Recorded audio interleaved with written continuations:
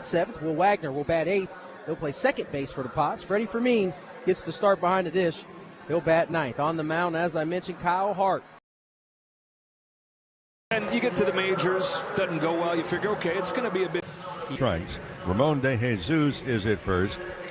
Paul Clemens umpiring at second base, and the crew chief, Adrian Johnson, is over at third. So shadows here this afternoon in the this 5:40 start. Right field could be adventuresome, so can first base. In particular, first base in throws coming over from shortstop and/or in third base, at least for the first 15 or 20 minutes of this ball game. They had a sellout crowd here last night. They're expecting another one here for the second game of this three-game series. So we're all set to go. Happy to have you with us. Game 2 of the series.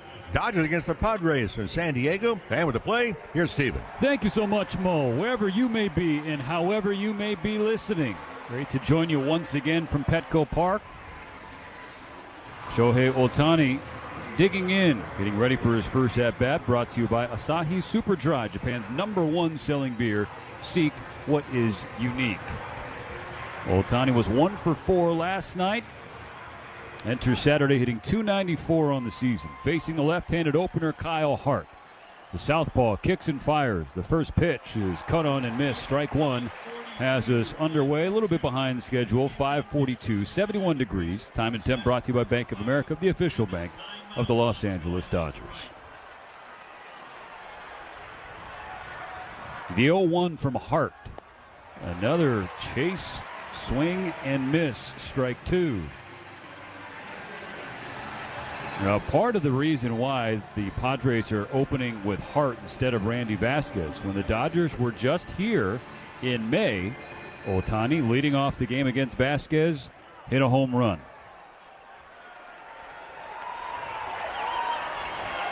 Hart with an open stance, his front right leg, third base side, kicks and deals. And misses low with the breaking ball. The count now 1-2. Well, especially with Hart coming on and starting things right here. 2 of the first 3 hitters are lefties, and lefties have hit just 154 against him. A ball and 2 strikes. Here's the pitch. Down the middle, strike 3. A fastball at 96 freezes Shohei. And so Craig Stammen's decision to go with an opener. Off to a good start.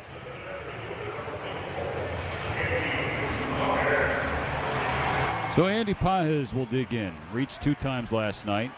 Had a hit and a walk. Hitting .267. The OPS has dropped below 800 at 793.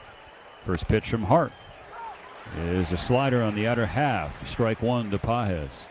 Well, it's been a struggle for Andy Pages. He started this series last night. The last 15 games hitting right at 200. Hart's 0-1. It's low, a ball and a strike.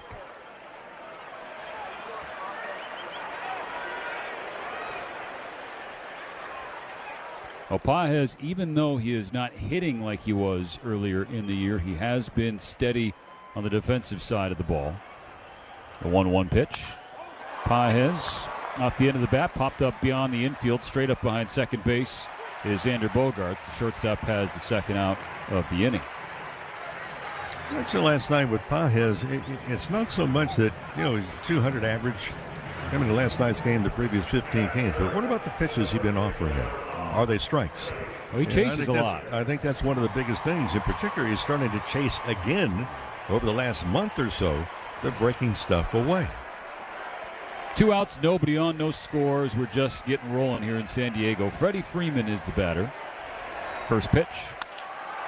Line to short, stopped at the back edge of the dirt by Bogaerts. He's up and throwing to first in time to get Freddie Freeman a sparkling final out of a scoreless top of the first inning from the opener, Kyle Hart. So the Dodgers go down in order. Yoshinobu Yamamoto will take the hill when we come back in the Dodgers Audio Network.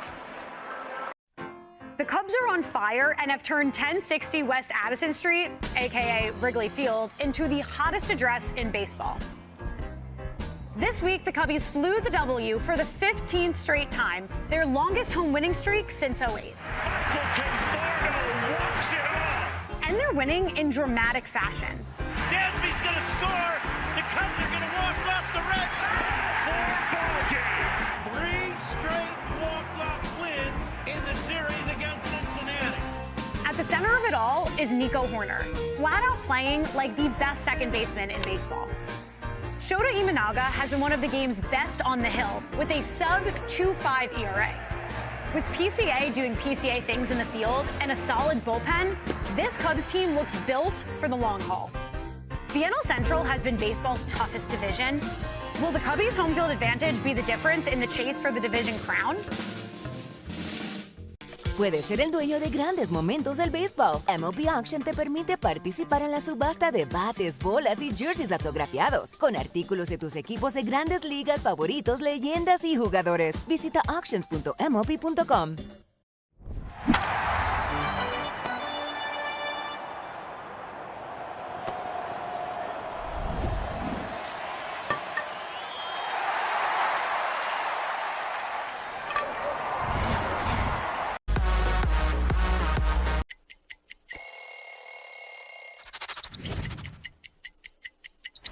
All right, so here's the Mets home jersey. To me, growing up in New York, also a very iconic jersey. The blue pinstripes that represented the Dodgers, got the orange outline. Coming off a loss to the Orioles last Saturday. It was a quality start for him. 6 innings, 3 earned runs, 6 hits, 6 strikeouts, 2 walks. Facing a Padre team that has won 4 in a row, and in the last 3 games, they're averaging better than 6 runs per game.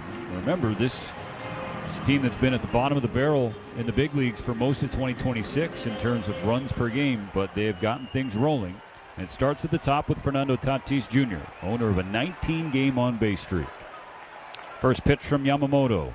Hooks outside, ball 1.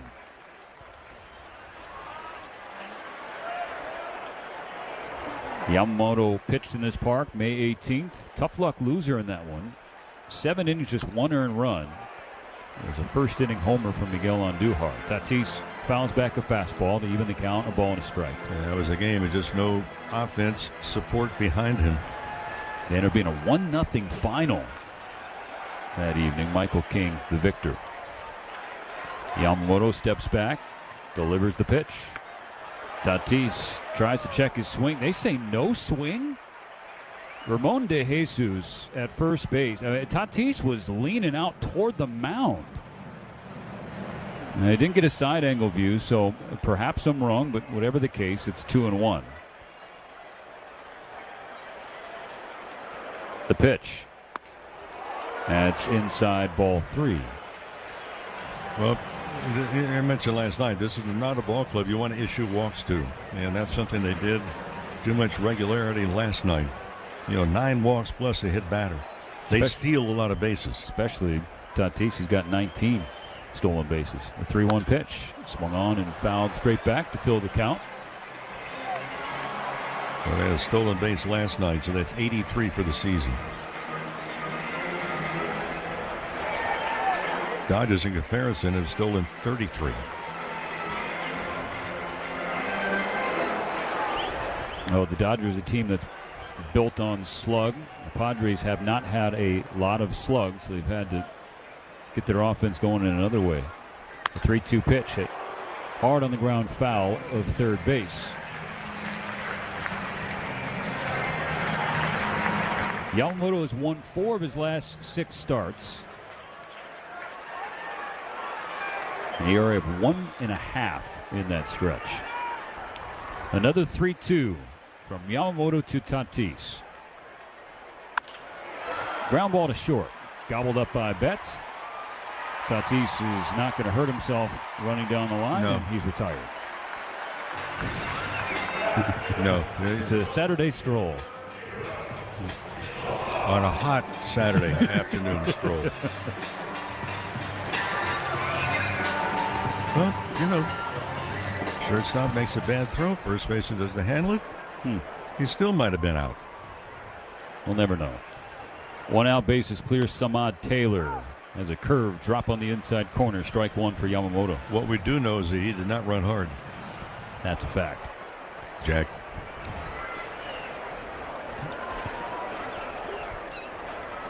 The 0-1 pitch. Bounce to third. Freeman is waiting on the throw from Muncy. Max can take his time setting his feet. He was played perfectly, positioned perfectly, I should say, Mo, on the grass against the speedy Taylor. Whatever. Taylor, he was running hard down the line. Yes, he was. Yeah, he was, yes. Yeah. How'd it work out for him? All the same, Not like too well. Tatis. Yeah. Which that Sometimes you give me that look like you think I just crawled out of a spacecraft. Well, now you know how it feels, partner. That's a two-way street, brother. Yeah. 2 outs for Jackson Merrill. Yeah, Ball beam one me up, Scotty. to the center fielder. Yamamoto delivers. There's a strike. A splitter about thigh high inside corner. Merrill was 0 for 4 last night, hitting .209 on the year.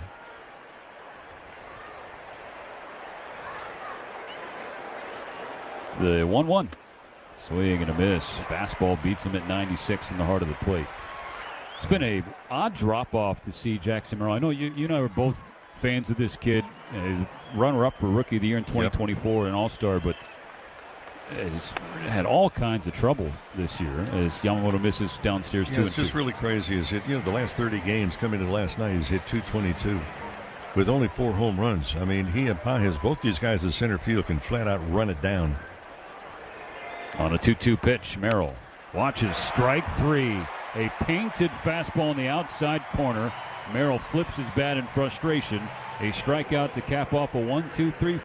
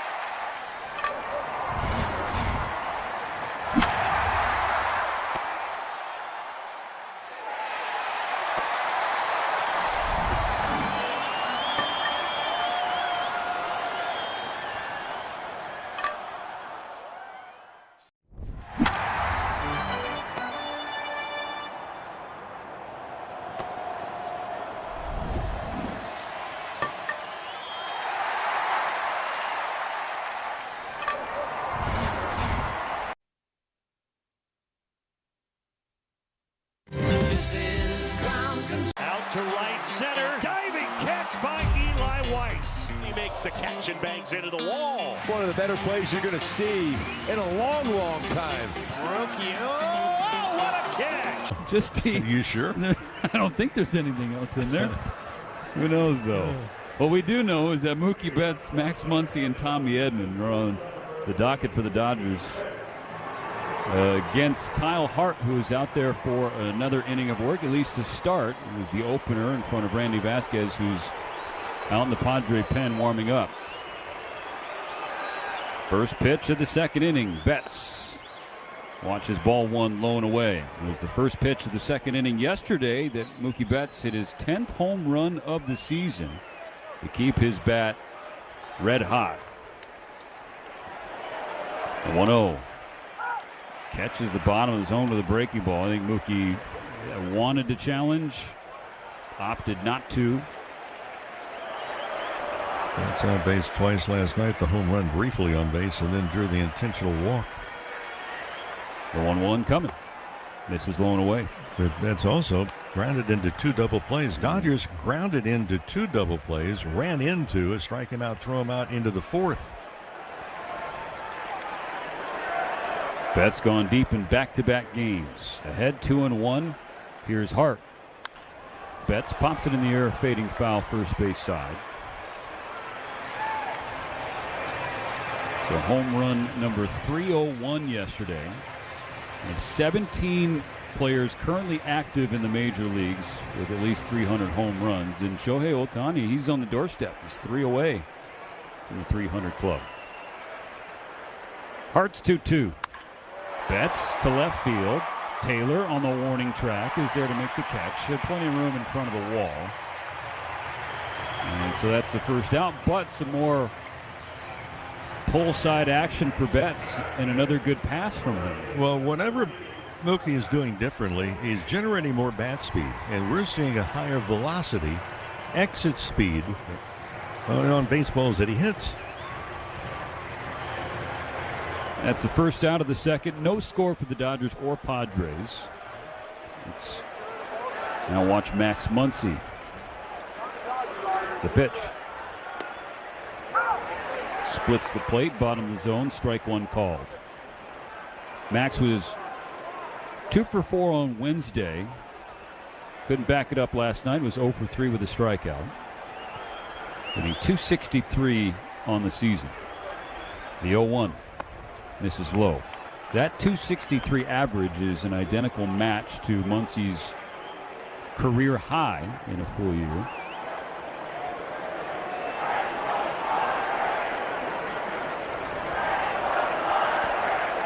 Waiting for the slug to come back from Muncy.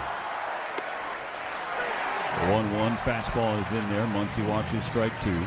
For Max came into this series, the previous 15 games, his batting average is .304. A ball and 2 strikes. The lefty Hart settles on the mound and comes home. Muncy doesn't chase, a breaking ball low and away. Just 2 home runs the last 23 games in the month of June for Muncy, and they came in the same day. Yeah, very strange because he's a power guy. The 2-2.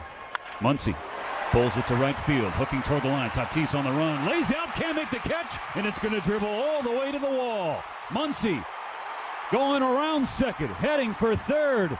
He slides in without a throw. That's a 1-out triple for Muncy, aided in part by a poor decision from Tatis to slide after that ball, Mo, rather than just keep it in front of him. Yeah, if he keeps it in front of him, it's a single. You gamble. As Muncy got a breaking ball, it was pretty much in the middle of the plate. Handled it very well. And for Tatis, that was more of a slide than a dive, and he just came up short. And so now the Dodgers have Muncy on third. 1 out. Tommy Edman, switch hitter, batting right. First pitch from Hart is low ball 1. Padre infield with a unique look. It is drawn in. The right side of the infield is on the cut of the grass. Meanwhile, Machado and Bogarts at third and short respectively, they're about halfway back on the dirt. The pitch. Edman hits it foul on the third base side, 1-1. Here in his first at-bat presented by Edmunds. Get an offer for your car or find your next one on Edmunds.com. Anything hit to the right side, right at people, Max is not going to be able to score. Slowly hit either short or to third. If he gets a good enough secondary lead, he's got a chance to score. Chance for the hometown kid to start the scoring. The 1-1 hit in the air to straightaway center field. Merrill came in, now going back. It's over his head, and it's off the bottom of the wall. Muncy will trot in an RBI double for Tommy Edman to give the Dodgers the first lead. Boy, badly misjudged by Merrill, who normally is a fly catcher. He broke in, and then by the time he started to go back, he realized, hey, I'm in trouble.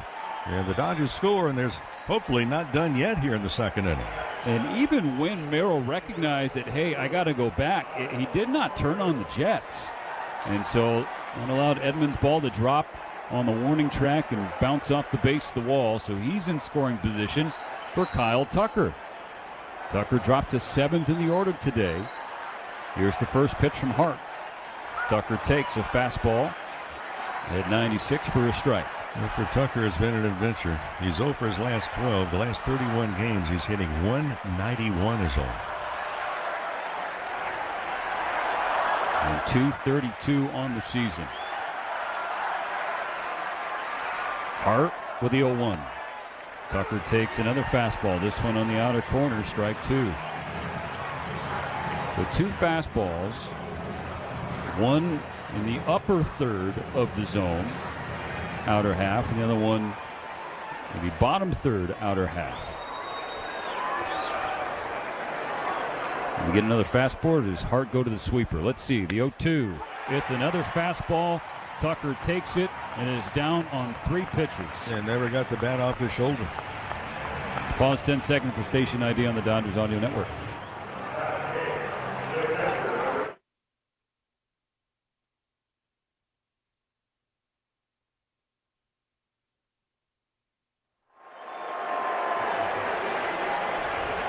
So 2 outs.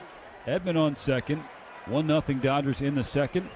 Hart now facing Dalton Rushing. Lefty delivers.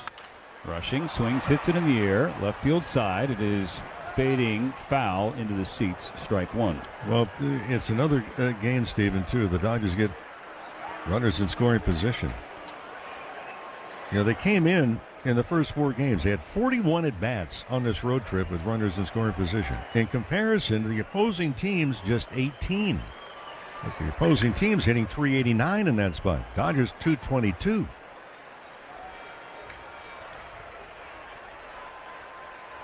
The 0-1 pitch. Rushing watches ball 1 outside. Dodger backstop was 0 for 3 last night, hitting .239 on the year. Hitting a .08 his last dozen games, .191 in his last 40 games.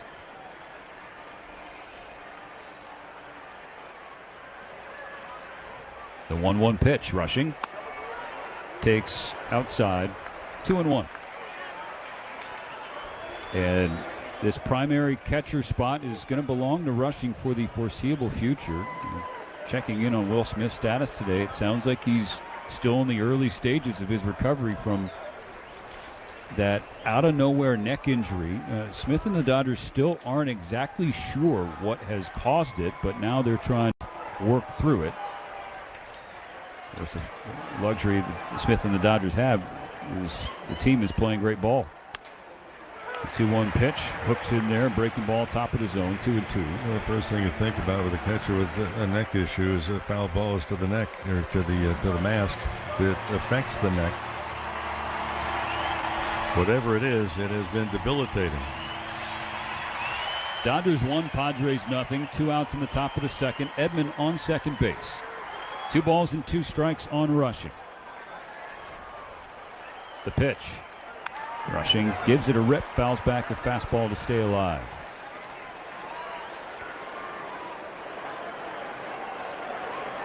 Speaking of foul balls, remember Rushing on this trip was taken out of a game, didn't play the next day either because he was still on concussion protocol. Got the green light to return. 30th pitch of the game from Hart. Another 2-2. Rushing tries to check his swing, and he does. The Padres lose the appeal. Third base umpire and the crew chief, Adrian Johnson. Hart needed just 8 pitches to put the Dodgers down in order in the first. And there's a lot more work here in the second, and his outfield defense has not helped him at all. First Tatis, the sliding attempt, allowing Muncy to have a triple, and then Merrill misjudging the fly ball off the bat of Edman. It should have been a sac fly, and instead an RBI double. Edman in scoring position, full count on Rushing. Hart's payoff. Rushing is jammed, fouls it back. See another one.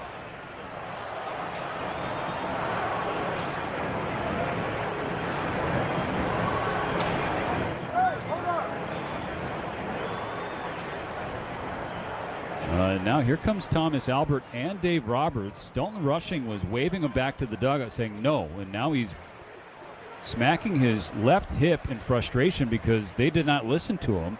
Clearly they have seen something from the dugout And Rushing is saying, no, I'm good. You go. He gave Albert a tap in the chest, same to Dave, said, you guys can go back. I'm all right.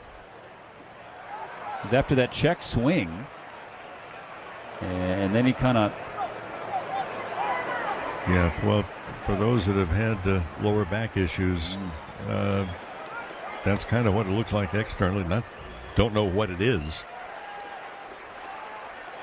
Count remains full. This will be the 8th pitch from Hart to Rushing. Fouled straight back. Full count, and Rushing again after that last swing looks a little. He's in some discomfort. Now remember, when Mookie Betts got hurt in D.C. initially, it was called what? A lower back injury, and then they said it was an oblique on a check swing. That is certainly the fear, the speculative fear from our vantage point. But Rushing is still in there. Now the 9th pitch, another 3-2 upstairs, ball 4, and that is an excellent 2-out walk from Dalton Rushing. Hands off the equipment, and we'll trot down to Chris Woodward. Dodger first base coach will greet him, just as Ruben Niebla, the Padre pitching coach, will now greet Kyle Hart for a mound visit brought to you by Jacoby and Myers, because everyone deserves justice. That is just the 15th walk in 49 games for Dalton Rushing. 15 walks compared to 43 Ks. And now Rushing, he's kind of stretching out on first base, leaning over, bending over to his right side. And he's trying to do it as quietly and as unobtrusively as he can. But you know that they're watching it very closely from the dugout, the training staff, along with Dave Roberts. All the amazing things about the Dodger organization, it's a juggernaut in so many different fashions. One of the areas of concern is the depth at that position, the catching position in the organization. With Will Smith already down, and Rushing trying to fight through something here. We're not exactly sure what just yet. First and second, 2 outs, 1-0 Dodgers. Alex Freeland at the bottom of the order. The pitch from Hart. Misses inside, ball 1. And so Hart not just opening, Mo, but facing 9 batters, a full trip through the order in front of Vasquez. For the switch hitting Freeland, batting from the right side. He was 0 for 3 last night. .236 average. 17 driven in 59 games. The 1-0 pitch. Freeland takes a slider, strike 1.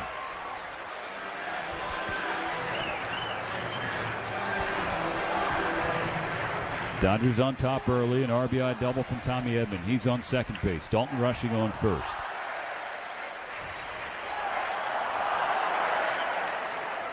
A 1-1 to Freeland. Swung on and flied to right field. Shallow right, going back, shoots from first. Tatis coming in, and he makes a jumping catch with the second baseman Wagner right in front of his face. So that ends the inning. The Dodgers strand 2, but do score 1.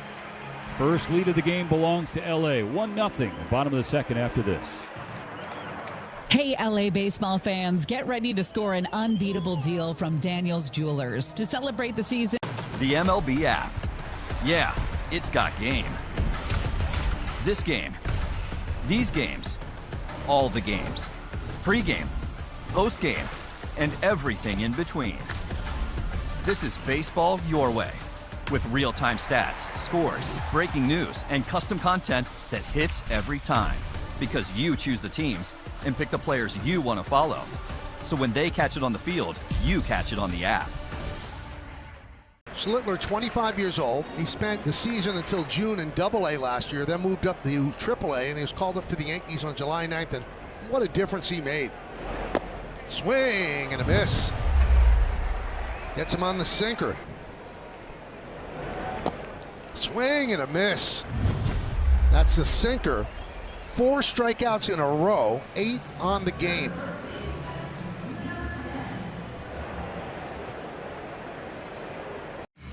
I'm Jonathan Nahum, and for more than 20 years, I've traced the path of baseball's rising stars, navigating the back roads of the national pastime and basking in the glow of small-town America's spirit, where the team is woven into the fabric of everyday life, where it's more than just a game.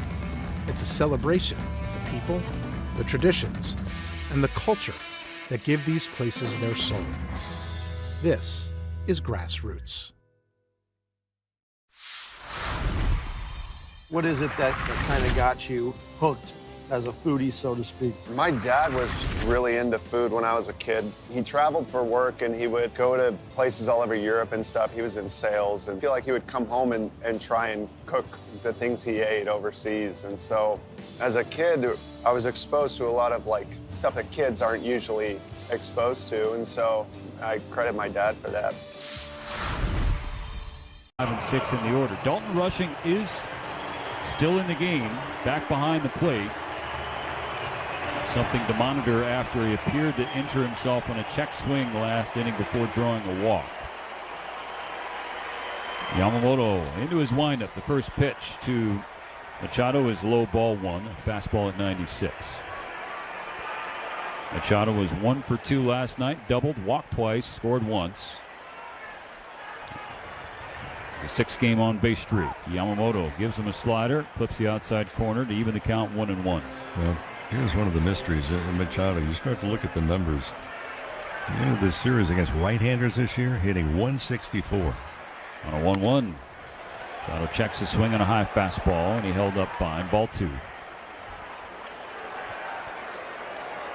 Year 14 for Manny Machado, the 8th season in San Diego.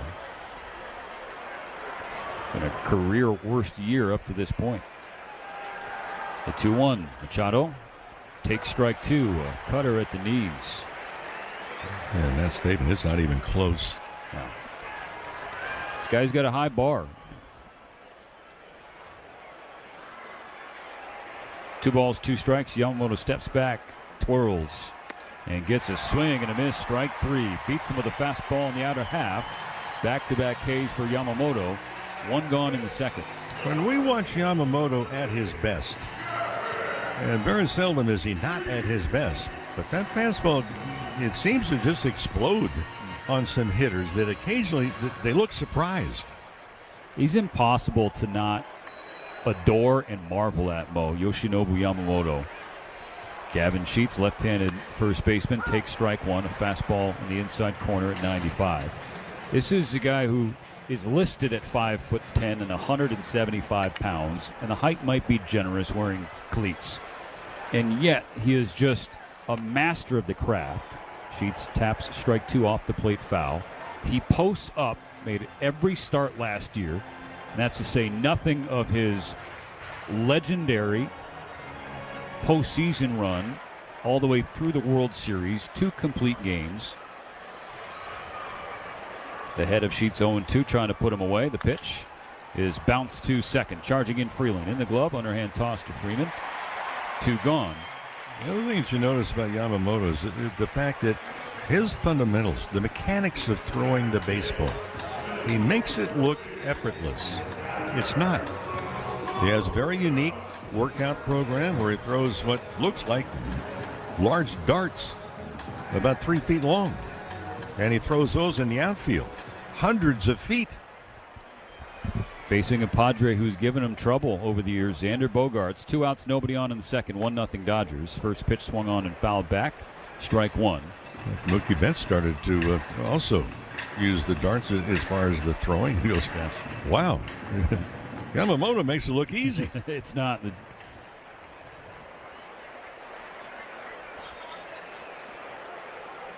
0-1. Bogaerts swings and shatters his bat, rolls it up the middle. Freeland shortstop side of second, fields and throws across his body. That's another 1, 2, 3 innings. 6 up, 6 down against Yamamoto to start. Shuts San Diego down in the second. 1-0 Dodgers going to the third.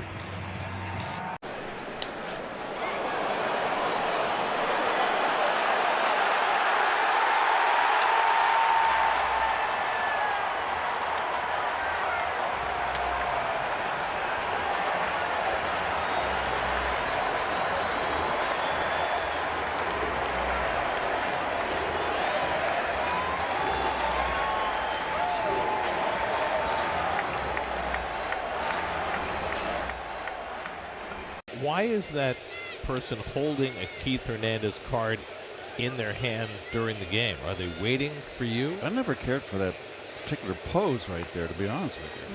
I mean, where do you sign on that card? Right on your best feature. Keith on one side and Hernandez on the other. I can only sign it on the Bohunkas, though. Oh, that's a lovely signature. Right across the boat. Look at that. It's like a tattoo.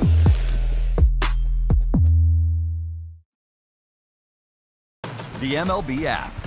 Yeah, it's got game. This game. These games. All the games. Pre-game, post-game, and everything in between. This is baseball your way. With real-time stats, scores, breaking news, and custom content that hits every time. Because you choose the teams and pick the players you want to follow. So when they catch it on the field, you catch it on the app.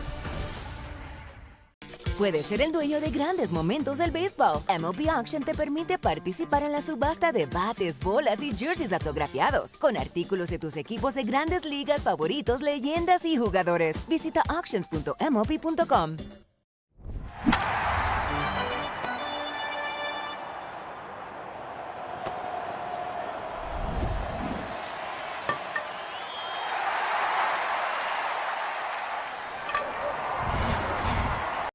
Initially scheduled as a starter. Instead, the Padres went to Kyle Hart, who pitched 2 innings with 36 pitches, 2 hits, 1 run, 1 walk, 2 Ks.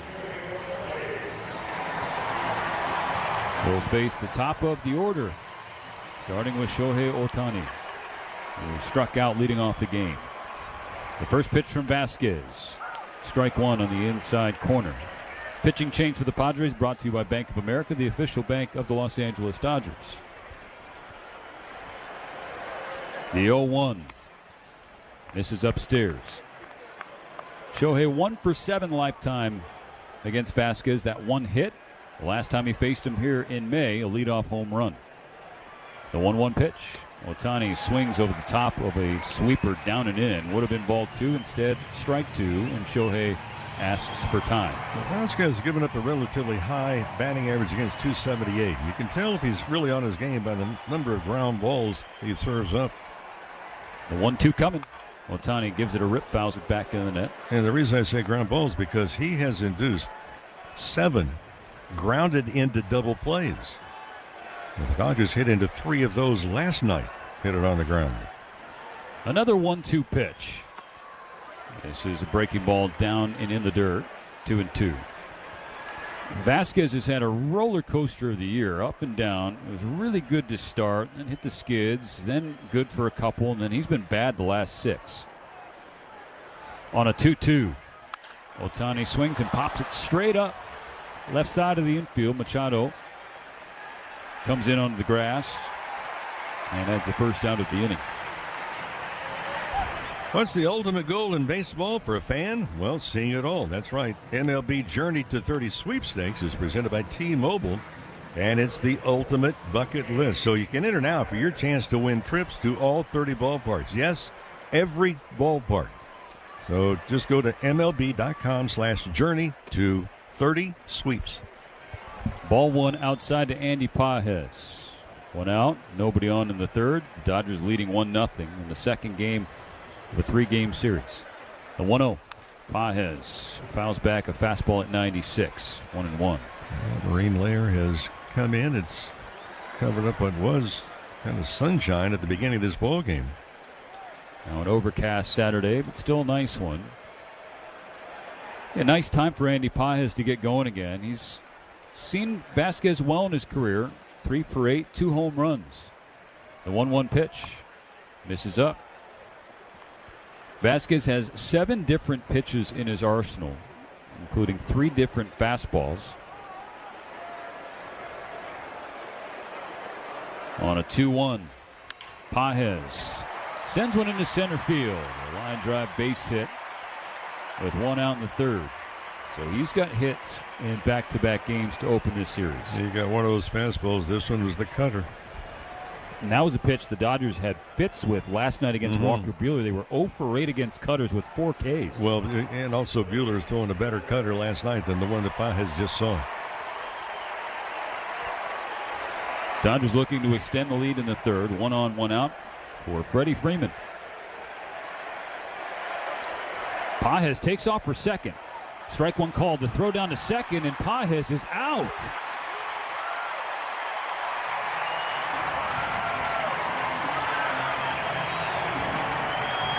Well, there have been 10 attempts now to try and steal against Vasquez, and 4 of the 10 have been thrown out. I'm not sure if that was a sign or if that was Pages on his own. But Andy is now 8 out of 14 in stolen base attempts. And Freeman hits a lined drive on the ground through the right side, a base hit. So instead of Dodgers on first and second or first and third, it's Freeman on first and 2 out because of Pages getting caught stealing. Now, Andy did not have a good base running decision last night with Freeman at the plate. That fly ball to left field corner. Yes, Pages does have to see the ball drop, but he needed to be closer to second base. As he was not, and as a result, he had to hold up in third instead of scoring, and that could have changed the game. Yep. Now Mookie Betts. First pitch. Fouled away right side. You look at outfielders, and of course, I look at him a little more closely, playing center field, but Tatis can run it down, but it's strange. He stands stiff-legged in right field and doesn't move when the ball's fouled off. Vasquez out of the stretch. Strike 2 on the outside corner. And I say that because normally you're looking at guys are going to be, flex at the knees so they can move one way or another. And Tatis stands feet apart, very stiff-legged. Betts behind 0-2. The pitch. Fouls away a fastball at 97. And standing straight up, so it works for him, I guess. Couple gold gloves. There's platinum gloves, but I don't know if enough people understand that platinum glove has become a fan voting thing. It's not like, hey, you're the best defender because of the metrics say so. It's because the fans vote. Another 0-2. Betts chops it foul off the plate. Do it again. Dodgers 1, Padres nothing. Tommy Edman with an RBI double in the second inning. Now in the third, Freeman being held at first base by Sheets. Right side of the infield wide open. Another 0-2. Misses away.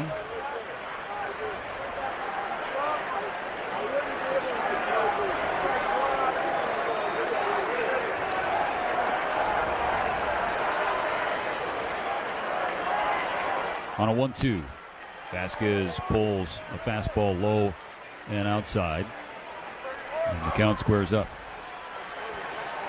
Betts has hits, runs, and ribbies in 3 straight games. 6 for his last 14. That includes a fly out today. The 2-2 coming. Betts with a ground ball to third. Routine for Machado, who'll go the short route, throwing to second to retire Freeman and retire the side. No runs, 2 hits, no errors, 1 stranded. In the middle of the third, the Dodgers lead 1-0. This ball is launched to right. Dom Smith, a deep blast. And Atlanta with a couple of solo homers and a 2-0 lead. How about the location? That's elevated. It's 97. A little bit of cut to it, a little bit of vert. Exactly where he wanted it. But Dom Smith doing his homework and ready for it and crushes that one to right. A no-doubter for his second of the season.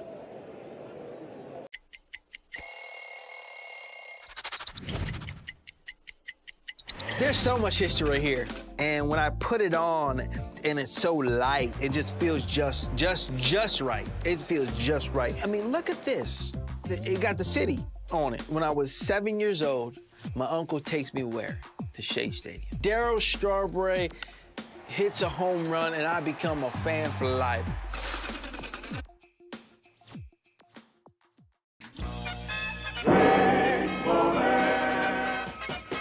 Dave Holtz now stands in. He gets fisted toward the Angel dugout. Got folks moving. Again, slapped that way. Same spot. Uh-oh. Gray with the 0-2 pitch. Same spot almost. Still 0-2.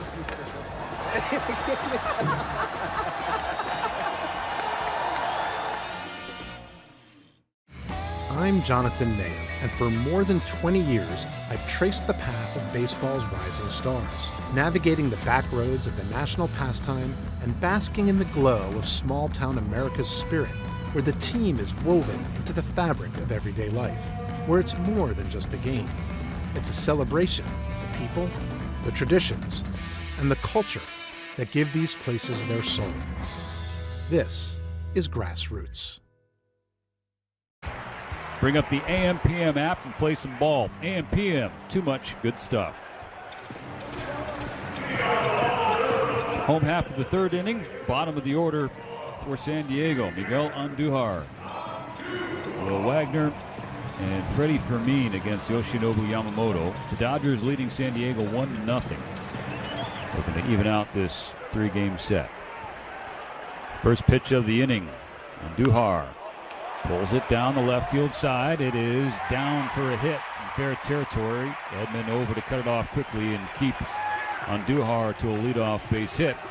First hit, first base runner of the game for the Padres. Andujar is a guy who's been a tough out for Yamamoto. He's now 4 for 7.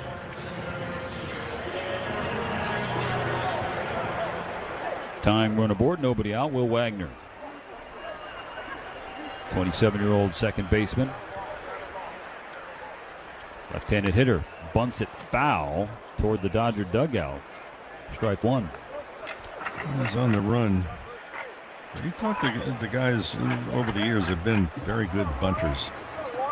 And they say, look, take that extra beat of a second to lay down a good bunt instead of trying to surprise everybody and then trying to beat out a bad bunt. Now the 0-1. See if Wagner keeps the bunt on. No, he's going to keep the bat on his shoulder. Check swing on a high cutter. And he held up, so it's 1-1. Dodgers just left that city that years ago. Talk about Rod Carew being able to bunt. Rod was able to do everything. Yamamoto out of the stretch. And misses upstairs with a splitter, 2-1. And that was received sort of awkwardly by Rushing. Not sure if it was a cross-up or if he just lost sight of it for a second.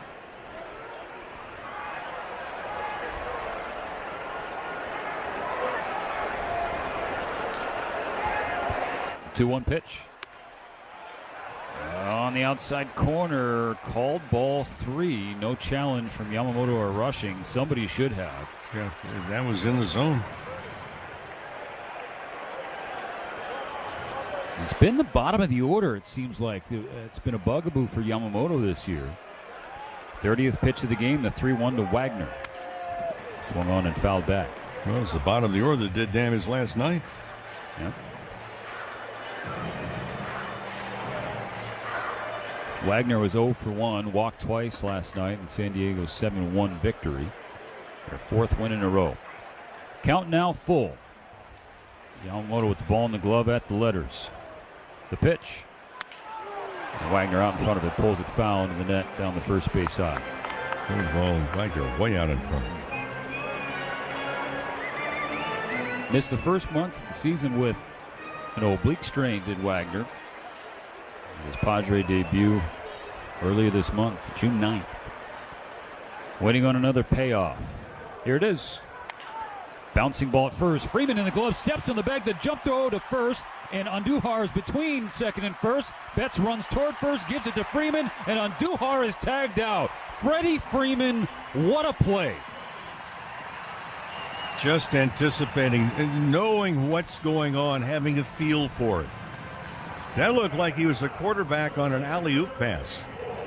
I mean, he fielded that right above the chalk line in front of first base, threw one fading away to Betts, and Mookie did the right thing, Mo, running toward Andujar. We see so many times the shortstop goes in the hole, gets the ball, jumps in the air to make the throw. But Freeman got the ball, touched the bag, he jumped in the air to make the throw. Strike one to Freddie Fermin, the catcher in the 9 spot. 2 outs and the bases now empty. The Dodgers leading 1-0 in the third. The 0-1. Fouled away. Strike 2.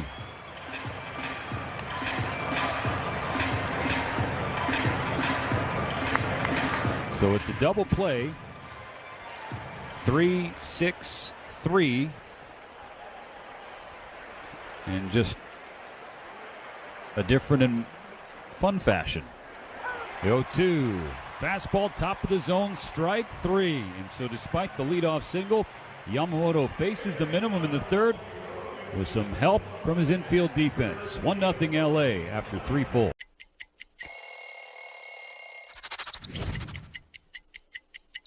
South side of Chicago, where are you at? This was the first time I got traded, but I was so excited to wear these pinstripes and be a South side of Chicago boy. This jersey right here is an all-star jersey. You can see on the back the all-stars and the all-star patch there.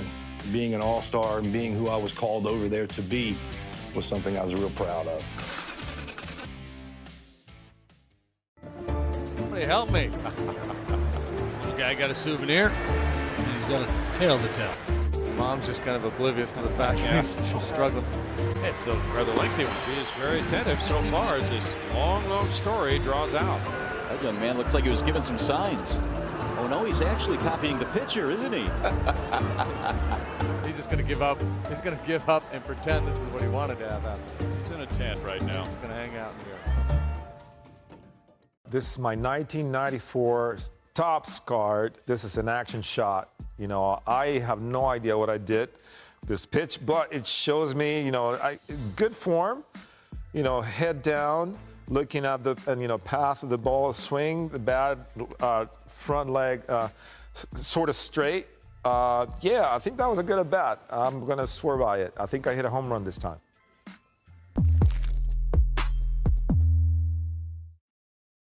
Taken out of the game as a pitcher, but the Ohtani rule allows him to stay in as the DH. Ohtani, did he? Ohtani! Ohtani has done it again! His third home run! An all-time game for an all-time player. 3 homers. He makes it 5-0. 114 off the bat, and this one only 427. It's the opposite way. Yep, he's alive. He's back. Tom Lasorda used to refer to the double play as pitcher's best friend. It'll be Muncy, Edman, and Tucker due up for the Dodgers in the 4th inning. The 2nd inning on the mound for Randy Vasquez on the heels of an opener.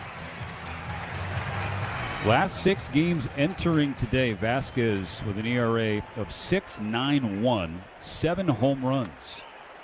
Strike 1 to Muncy, who tripled and scored.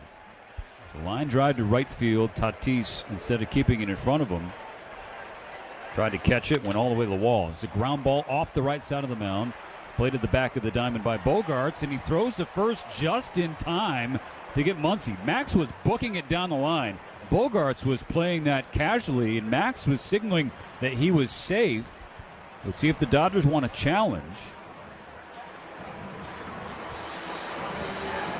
They do not. And Muncy turned what could have been a routine play into a close play because he was hustling. You force the situation. You're not out till you're out.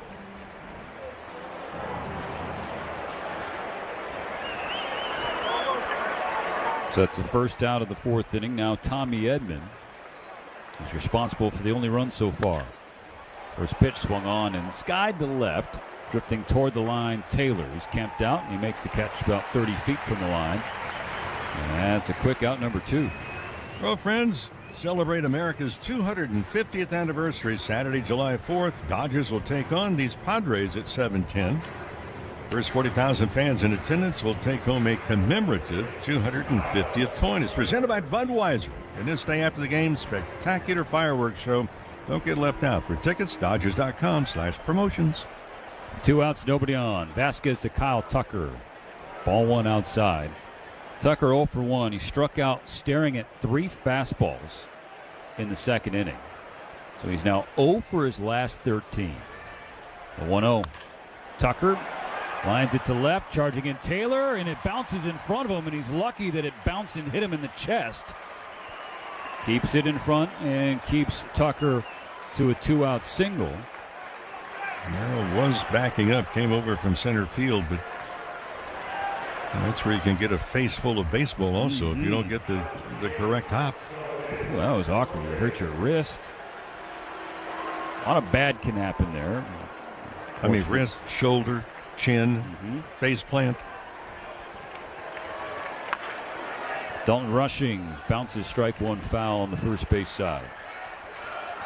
Rushing walked in the second inning.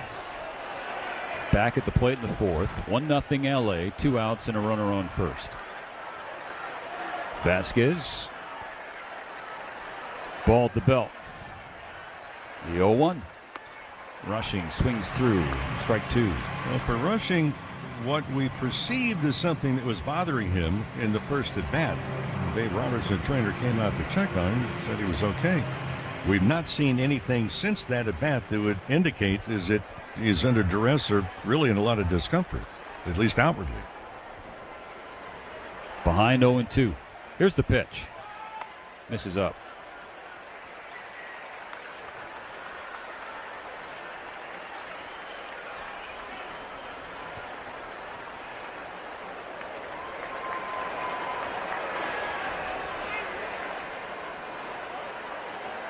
The 1-2 from Vasquez.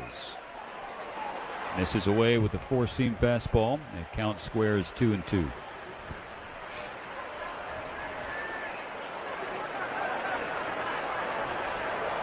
'25-year-old Rushing. Trying to keep the fourth inning going. The 2-2 pitch. Upstairs, and the count is full.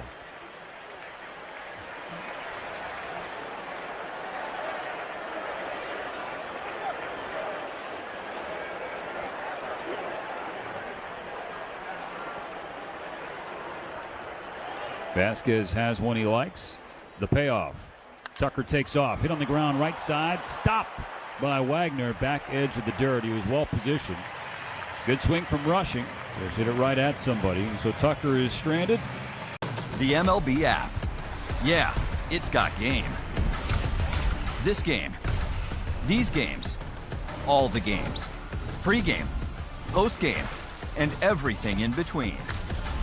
This is baseball your way, with real-time stats, scores, breaking news, and custom content that hits every time. Because you choose the teams and pick the players you want to follow. So when they catch it on the field, you catch it on the app. Dominic Canzone, you think about this time a year ago, he was off the radar when you think about it, right? Canzone plugs this deep out to the gap. Right center field, Dom Canzone! An opening night bomb! And the Mariners have taken the lead. Well, Dom Canzone picking up right where he left off. This was a sinker, middle part of the plate.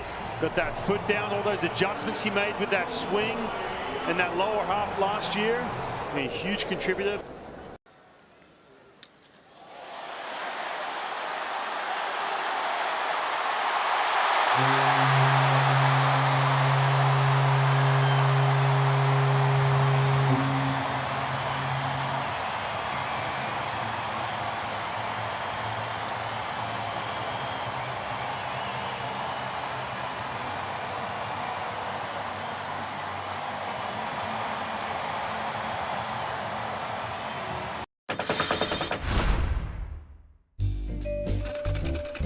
Sometimes artifacts in the collection of the Hall of Fame can tell multiple stories.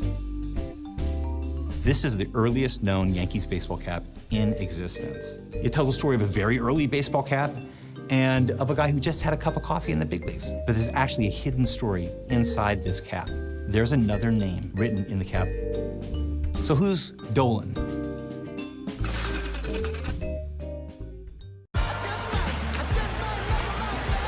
Quick reflexes, athletic ability here in the booth as a gust of wind tried to blow away some of your notes, Mo. I tell you what, hands of lightning. That's right.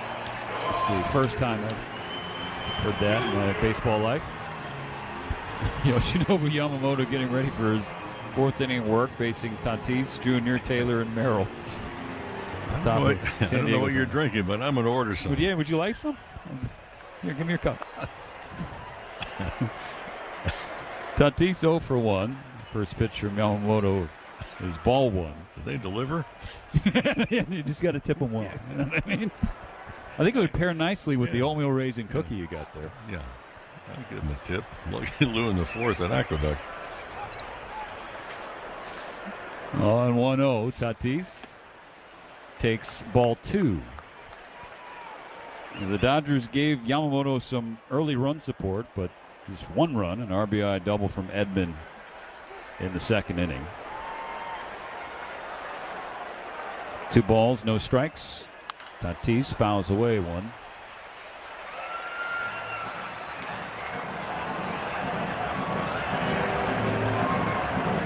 Yamamoto threw 14 pitches in the first, 10 pitches in the second, then 11 in the third. His 4th to Tatis. This is downstairs, 3-1. This is not a Padre you want to walk.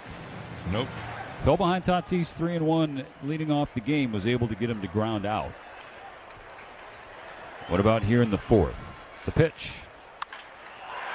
High fly ball, play ball in left center field for Pages. Routine out number 1. And Tatis never made it to first base. No, he did not.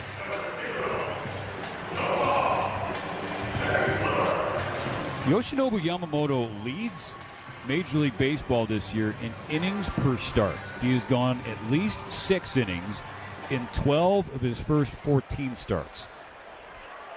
Samad Taylor, the batter, with 1 out, bases empty, 1-0 LA in the 4th. Strike 1 delivered, fastball at 96. And Mo, that is another reason why you love Yamamoto, because he is so dependable.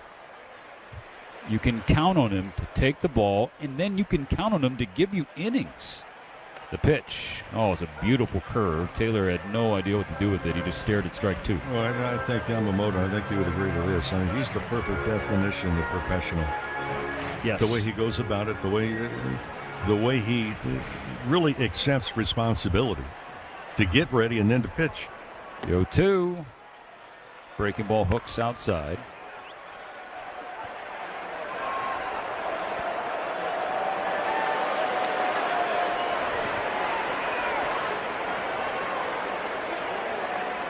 Trying to put away Taylor. The pitch. Outside corner. Oh, call the ball. Rushing's going to challenge. Oh, boy, Mo, I don't know about this. Given the situation and the count, it's confirmed to be a ball. Ball's confirmed. Rushing was moving. We talked many times about, well, the pitchers are on the move, and they don't really get a good perspective. Well, Dalton Rushing was still on the move out away as he caught that ball. Not a good challenge at all. Dodgers lose 1. Now 2-2 on Taylor. The pitch. And a splitter spoiled. And the count, the inning, the degree of leverage, and the opponent. I was talking last night, the research I did yesterday morning on the ABS challenge. The Dodgers are 4th best, highest percentage of challenges. Another 2-2. Taylor to short, and a looping line drive to Mookie Betts, 2 out.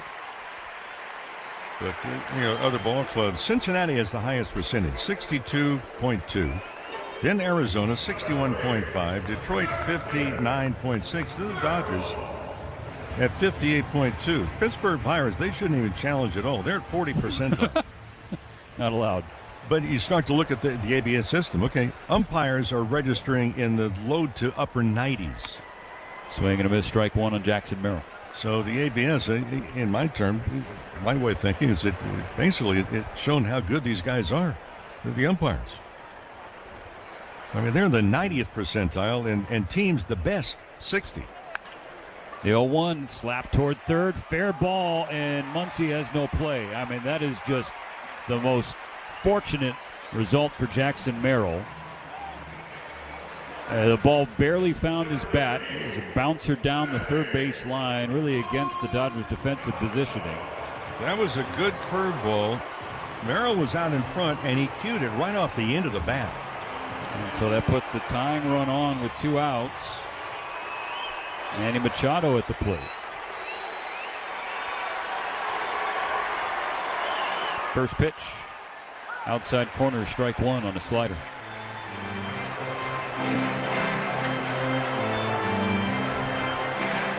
I got the giant Padre mascot with his dome in our vantage point. It's a large dome. That's massive. The 0-1 pitch. Dives low, 1-1. It could provide shade for 747. Thankfully, there's overcast skies. Otherwise, the sun could be hitting the top of his head in the wrong way.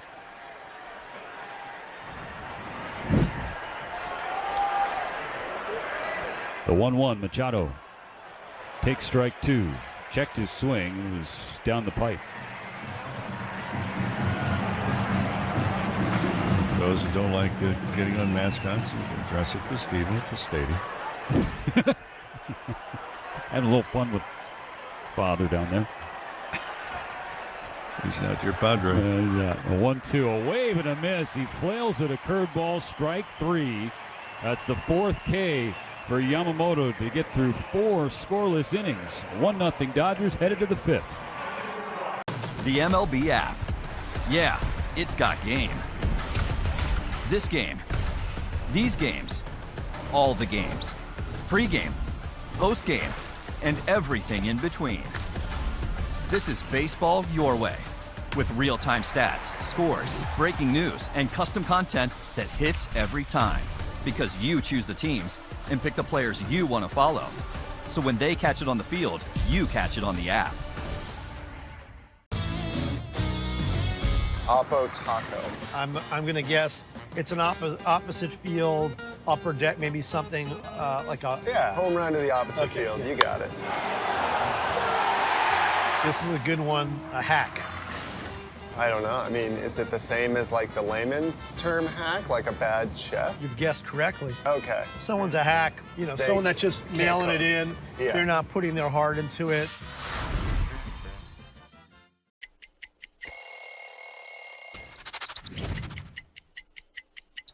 Well, this is the most famous jersey in baseball, right? The Yankee pinstripes, the interlocking NY, and the midnight navy. I was a Yankee fan growing up my whole life, die hard, and became a free agent after 7 years with the Rockies, and I wanted to be a Yankee so bad. Putting this jersey on for a headshot for the first time, it felt different than any other shirt I'd ever put on in my career.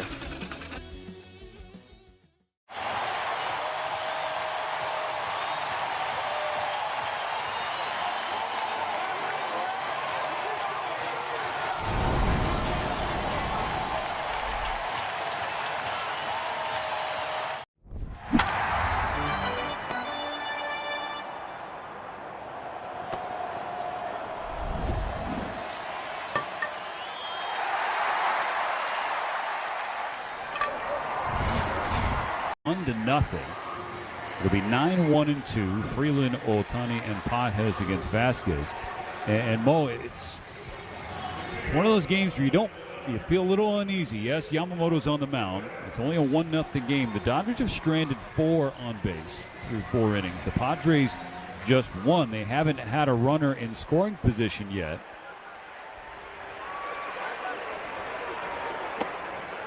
Vasquez.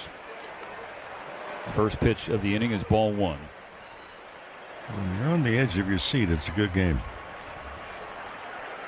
Vasquez into his windup. Freeland holds the trigger, takes strike 1. Freeland 0 for 1, flew out to right field. He's 0 for 4 in the series. The 1-1. Freeland holds the trigger again. A changeup drops in there in the bottom of the zone. 1-2. Freeland had a strong series in Minnesota. Hits in each of the 3 games against the Twins.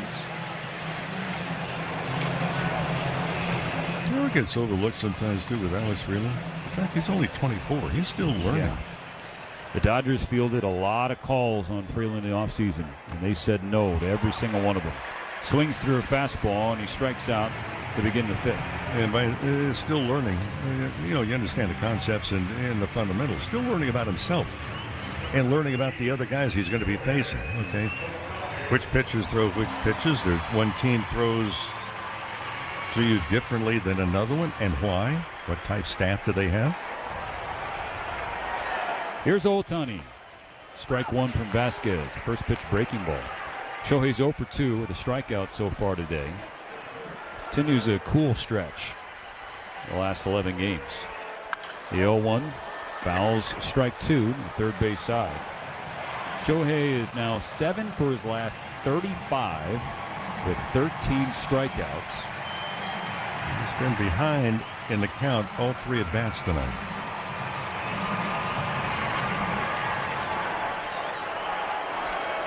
After taking time, he's back in there ready for this 0-2. It's a curveball low.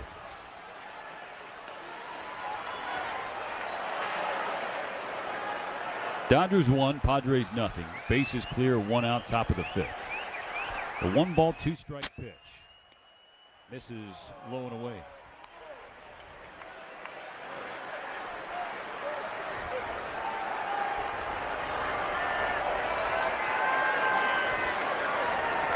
The count now square. Vasquez delivers. Ohtani swings and launches it high in the air to left field. Playable for Taylor in front of the warning track. That's out number 2 this inning, and Shohei's 0 for 3. Not as many people on rooftops and balconies tonight as what we saw last night. Down the right field line, high atop that big building up there. There's some people on an upper deck. They've got a good view of the ballpark and the bay. They couldn't tell which players are which from as far away as they are. Pages, first pitch swinging, slicing fly ball to Tatis in right. And that is a 10-pitch 1-2-3-5 for Randy Vasquez. He's got 3 zeros to his ledger in the middle of the 5th. It's still. For the first 2 months of the season, San Diego's dynamic showman, Fernando Tatis Jr., has experienced, well, let's just call it a power outage. One of the game's most electric players had gone 55 consecutive games and more than 200 at-bats without a home run. That all changed last Saturday against the Nats. In the top of the 5th, Tatis faked a bunt on the first pitch, but on the next pitch, he unleashed. Like, really unleashed, crushing the ball 451 feet. Home run number 1 of 2026 for Fernando Tatis Jr. It was his longest home run since 2021 and capped a 6-game stretch in which he had 13 hits and raised his batting average by 24 points. Enjoy the ride, Fernando. With the home run monkey off his back, let's see if El Nino can turn the tide and add the power surge the Padres will need to keep pace with the Dodgers in the NL West. And even though you're dejected down 3. First pitch swinging. This ball's hit in the air to deep center field, and George Springer gets it over the wall for a home run. His extra base impact continues. 3rd home run of the postseason for Springer, and they've got 6.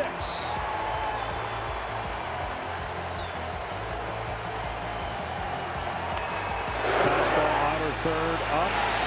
He was ready for it. Puedes ser el dueño de grandes momentos del béisbol. MLB Auction te permite participar en la subasta de bates, bolas y jerseys autografiados, con artículos de tus equipos de grandes ligas favoritos, leyendas y jugadores. Visita auctions.mlb.com.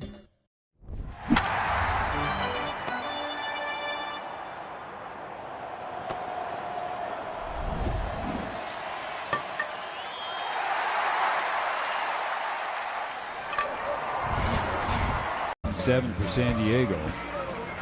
Sheets, Bogarts, and Andujar. 1.5 more games here against the Padres. And the Dodgers' first trip to Sacramento to face the Athletics.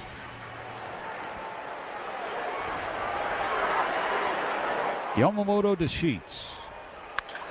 Swung on, fly ball, straightaway center field. Pages on his horse. He's at the wall. It's gone. Gavin Sheets ambushes the first pitch of the 5th inning and ties the game. Sheets has been ice cold for the last month, but he just hit his 13th home run of the year, and we got a brand new game. And Mo, this is what we talked about the last half inning. Couldn't pull away early, left some runners on base, and the Padres haven't done any damage until now. And Sheets came into this series, the last 30 games, it hit 182 his own. He hit that like you knew it was coming.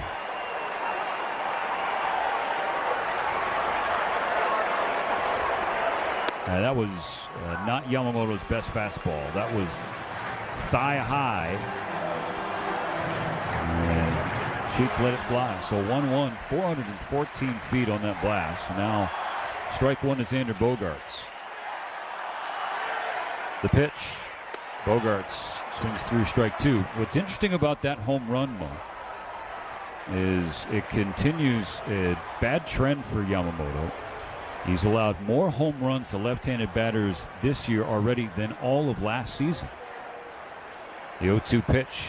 Bogaerts bounces it off the plate. Gave up 4 home runs to left-handed batters last year, 305 ABs. That was number 6.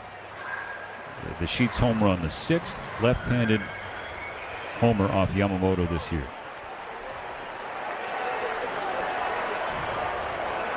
Another 0-2 pitch is on the way to Bogaerts.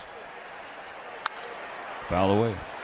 Well, in so many aspects, the Padres are really an interesting team for a lot of different reasons. They put 1 run on the board tonight, so they've scored 317 runs.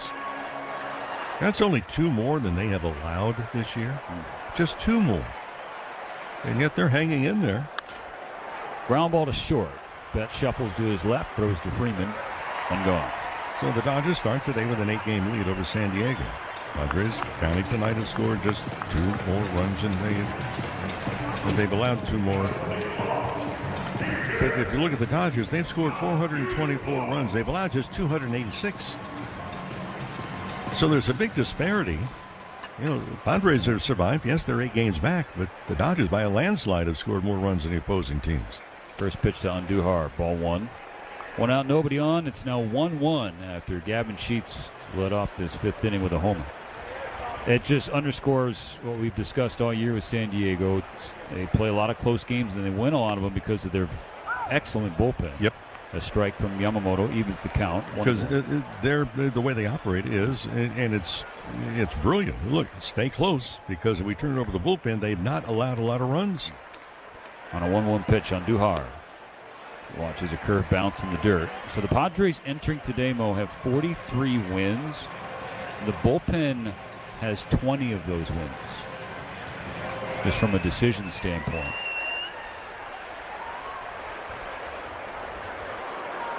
The pitch. Bounce foul. Back off of Rushing. He's in some pain. He gets up quickly trying to walk it off. The count is 2-2.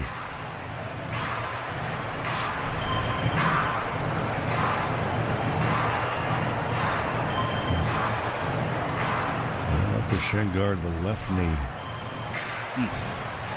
Oh, it's got a shin guard, but boy, it still hurts. On 2-2 on Duhar. Sees a ball low and away. Full count.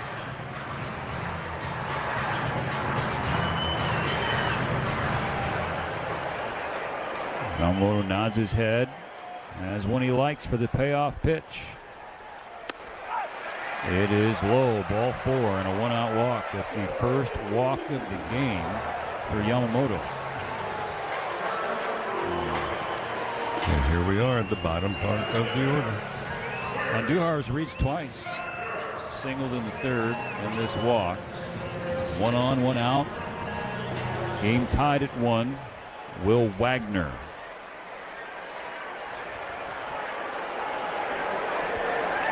The pitch to center field. Pages comes in and makes a catch at the waist, throwing on the run back to Freddie Freeman, but Andujar is there. That was an interesting ball flight. It looked at first like it was going to bloop down in front of Pages, but he was able to make up the ground and make the catch. That throw is so important that you make an accurate throw, because your catcher doesn't have time to get all the way down there. He's got to wait and see if the ball drops in. May have to back up even third base. If you make an errant throw at first from center field here, could go into the dugout. Now the number 9 hitter, Freddie Fermin, struck out. First pitch, high fly ball to left. Casual for Tommy Edman. Drifting in, he makes the catch. So Andujar is stranded, but Gavin Sheets on the first pitch of the 5th at a game-tying homer. Going to the 6th, the Dodgers and Padres each have 1. If you're feeling from crabby, check out some of these wild and weird moments from around the league. Since going to tag out Bowers, who had the crab crawl back toward first base. Is this 1-1-1-3 on the putout? Of course, catching it is one thing. Whoa! Go through the 5-hole? Yeah, it sure did. Now that's what you call really struggling. Now let's see some animal instincts on display in the field. Nico! Behind the back, what a play! Get a load of this. Say hey, Austin Martin right. He made an incredible catch! And a liner caught by a leaping Bobby Witt Jr. No question about that one. Robles over, goes to a dive, and makes a tremendous catch. Oh, I didn't give him a shot off the bat to come down to that baseball. Oh, highlight reel stuff from David Hamilton. How about that? And what do we got?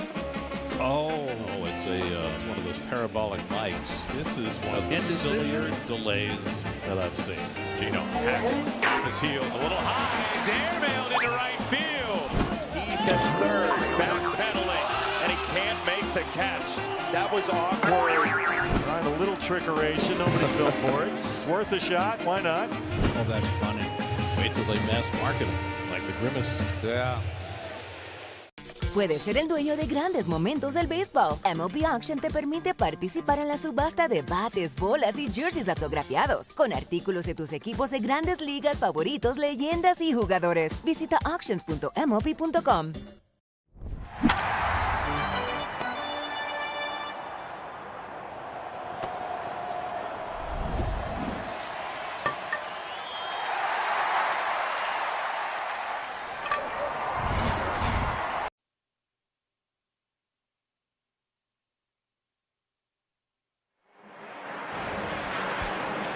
New ball game, top of the 6th inning. The Dodgers won and the Padres won. Freddie Freeman, Mookie Betts, and Max Muncy on the schedule for Randy Vasquez, who's come out of the pen following an opener for the first time this year, and he's put up 3 zeros. First pitch to Freeman is up and in, ball 1. He's moved the ball around very nice at this point. Giving up 3 hits, all of them singles. Freeman, one of those singles. He's 1 for 2. Vasquez drops a curve on the outside corner, 1-1. Not as many ground balls off of Vasquez as what we normally see when he's really on. We mentioned earlier, he's 7 grounded into double plays. Freeman flies it foul, left side, 1-2. Now Vasquez has been getting pummeled. After his first 9 starts, he was really good. Limited opponents just 4 home runs. 7 home runs allowed the last 6 games. On a 1-2, he misses down and in. And he's also walking a ton more. Entering today in those 6 games, 27 in the 3rd innings, 14 strikeouts, but a dozen walks. 2-2, misses low, call ball. Pitch is called a ball. Catcher challenge. Not so sure about that. Let's go to ABS, and it's confirmed to be a ball. Call's confirmed. Pitch is a ball. San Diego has 1 challenge remaining. So both catchers have lost a challenge today. Yeah, and I love the voice inflection also. It was a ball. It was a ball. That fills the count. Vasquez with a payoff. Freeman with a line drive, base hit into the gap in right center field. He's thinking 2. He's going to have it easily. It's just as he won 3. No, he'll stand up at second with a leadoff double. Boy, did he hit that ball hard. Oh, by the way, speaking of Freddie Freeman, his 18th inning walk-off bobblehead night Monday, July 6th against the Rockies. First 40,000 fans in attendance will take home the exclusive Freddie Freeman bobblehead. It's presented by 76. Come out and join us. Dodgers.com/promotions. So Freeman in scoring position right away in the 6th. Nobody out. Mookie Betts up there for a 3rd time. Currently 0 for 2. The pitch is a strike.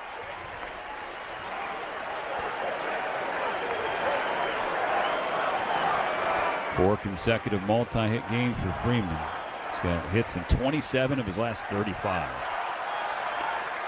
Vasquez, top of the zone, gets a call, and strike 2 on Mookie. And Freeman would have 3 hits tonight had it not been for just a terrific Yes. Backhand slide by Bogarts in the very first inning. An 0-2 from Vasquez. Hooks away. Oakie's average was at 165 through May 25th. He's got it all the way up to 229. Hitless so far today. The pitch. Ground ball to Machado inside the third base line. He fields and throws across. That's the first out, and Freeman has to stay on second. Just continue to have some issues. Yep. 1 for 4 with runners in scoring position tonight. Combined with 0 for 4 last night, so they're 1 for 8 in the series. And you look throughout the year, it probably seems obvious, but producing with runners in scoring position tends to determine games. 1-1 in the 6th, 1 on, 1 out. Max Muncy takes the ball. A curve down and in. They're a little deeper than they normally be in center field. Padres earlier this afternoon were working on outfield throws to third and to home. Strongest arms in right field with Tatis. The 1-0. Muncy, it's a ground ball to the right side, and it's booted by Wagner. Dribbles into the outfield. Freeman's running home. The play at the play. He's safe. Muncy advances to second on the throw, and the San Diego defense does it again. 2-1 Dodgers in the 6th. I'll tell you what, watching Freddie Freeman and Dino Ebel, in my estimation, I was watching them. The ball's going to be fielded, and then all of a sudden, boom, it's not going to be fielded. But watching Freeman, he didn't just jog over to third base.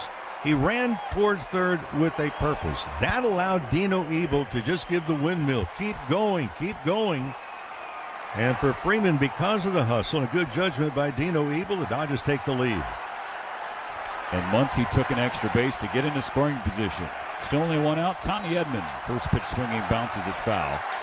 Tell you what, there's so many different things that happen on what appears to be a simple play. But for Freeman, the base running, and for Dino Ebel seeing, hey, look, the ball goes X number of feet away from an outfield or from an infield. He's got to get the ball and make a perfect throw home. Big run. Tommy Edman, the 0-1 to him. Fly ball right field toward the wall. It's banging off the wall. Ricochets away from Tatis. Muncy's going to score easily. Edmonds hustling for third. He slides in headlong safe. No throw. RBI triple and a 3-1 lead.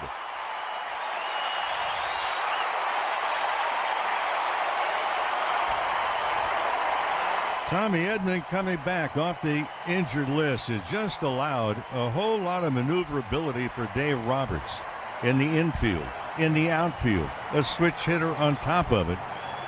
So you make mistakes against good ball clubs, you get burned. And for the Padres, make a big mistake in this inning, and the Dodgers take advantage. Another mound visit from Ruben Niebla. Tommy Edman with his second RBI extra base hit of the game in this homecoming series for a San Diego kid. He's driven in 2 of the Dodgers' 3 runs, and they now lead by 2.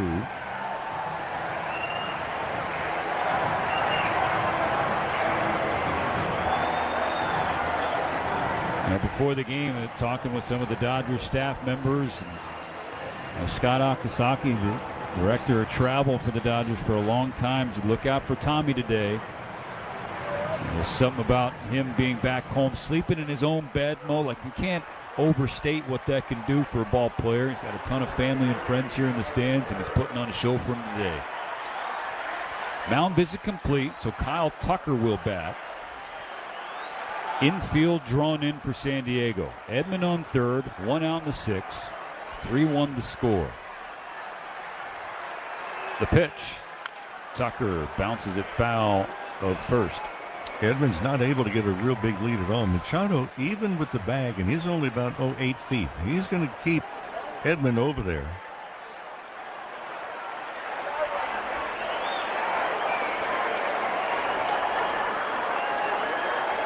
Imperative for Tucker to come through here. The 0-1 is low. Ball and a strike.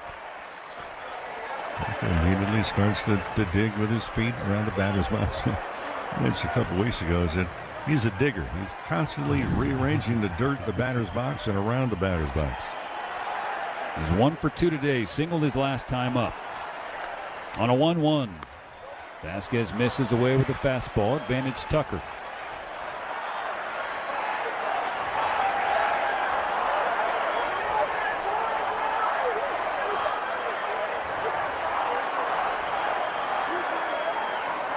Tucker looking for a ball in the air.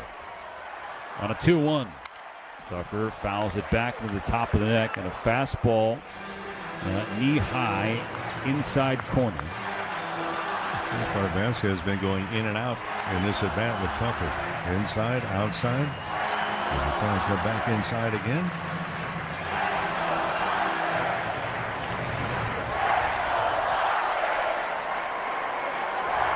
Two balls, two strikes. Vasquez to Tucker. Fouled back. He'll do it again. Fastball upstairs, a little bit away. Dodgers 3, Padres 1. Edman on third with one out. This will be the 60th pitch from Randy Vasquez tonight.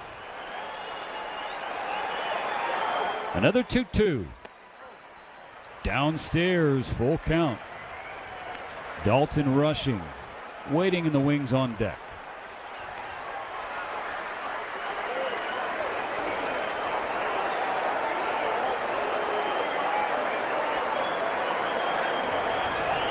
Here's the payoff. Tucker pokes it foul, left side. Battled off a curve. May have been outside, but too close to take.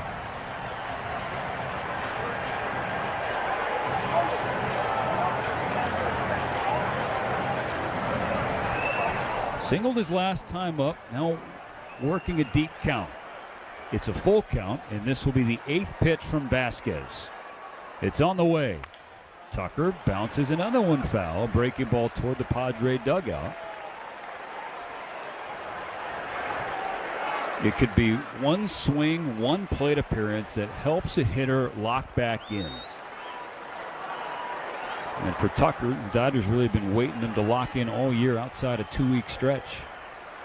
The 9th pitch from Vasquez. Tucker hits a high drive to right field. Forget about it. Long gone for a 2-run shot. And perhaps, Mo, today's the day that Kyle Tucker truly starts his 2026 season. 5-1 Dodgers. Well, Vasquez trying to come inside on a fastball. Kyle Tucker, who's seen the balls inside, outside, up and down, absolutely hammered it. And the Dodgers bust open here and take full advantage of a mistake by the Padres. So Daniels Jewelers, proud sponsor, trip around the diamond.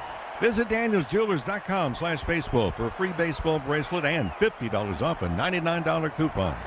7th of the year for Tucker, 5th away from Dodger Stadium. Dalton rushing, fouls back, strike one. That was a swing we've been waiting for a long time from Tucker. Absolutely sweet swing. Strike two fouled away. The Dodgers have opened up a 4-run lead here in the top of the 6th. Still only one out. The base is now empty.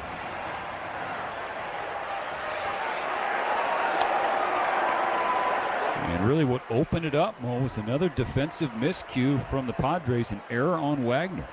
The 0-2 to rushing, misses inside.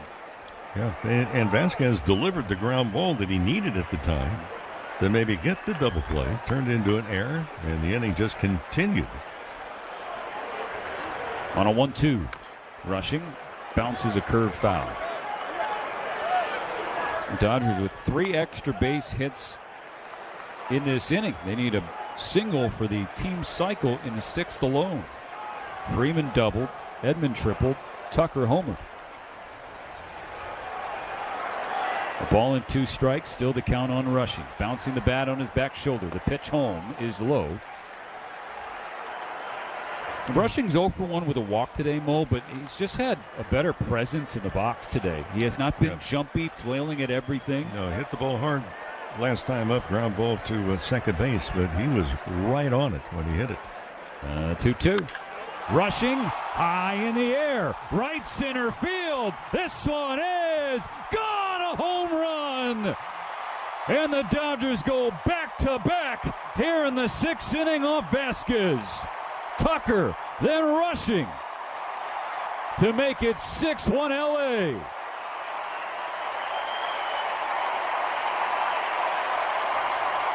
It's a good time to pile on. And back-to-back terrific swings. First one by Tucker, now by Rushing. And for Daniels Jewelers, indeed, proud sponsor of the trip around the diamond. Visit danielsjewelers.com/baseball for a free baseball bracelet and $50 off a $99 coupon. And the first one to greet him after touching home plate, Shohei Ohtani gave him a huge high five. Strike one to Alex Freeland. So much has been talked about between Rushing and Ohtani this road trip. And love to see that. Both the swing and the result for Rushing, and then Ohtani, the back end of the celebration. Open up the floodgates. Yeah, don't stop now. Nope. A 1-1 to Freeland. In the dirt. Padres, action in their bullpen in a hurry. Yeah, Vasquez was cruising, and then this sixth inning happened. The error happened, and the floodgates have opened a bit. Swung on and fouled back, 2 balls and 2 strikes. Still only 1 out in the sixth inning.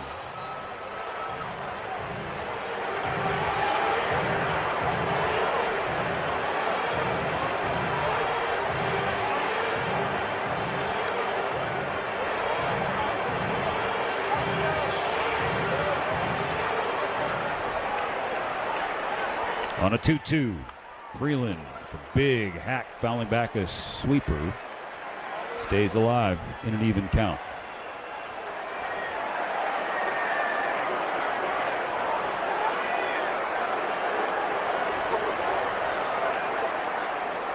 Vasquez into his windup. Misses away. Full count for Freeland.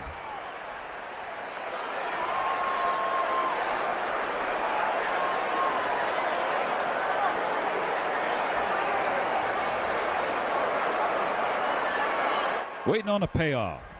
Outside, ball 4. And a walk from Freeland to get on in front of Shohei. How about the second half of the lineup? Edman RBI triple. Tucker homer. Rushing homer. Freeland walk. You like it?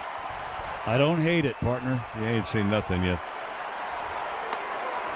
Ball 1 to Ohtani. He's trying to get in on the fun today. He's 0 for 3 with a strikeout.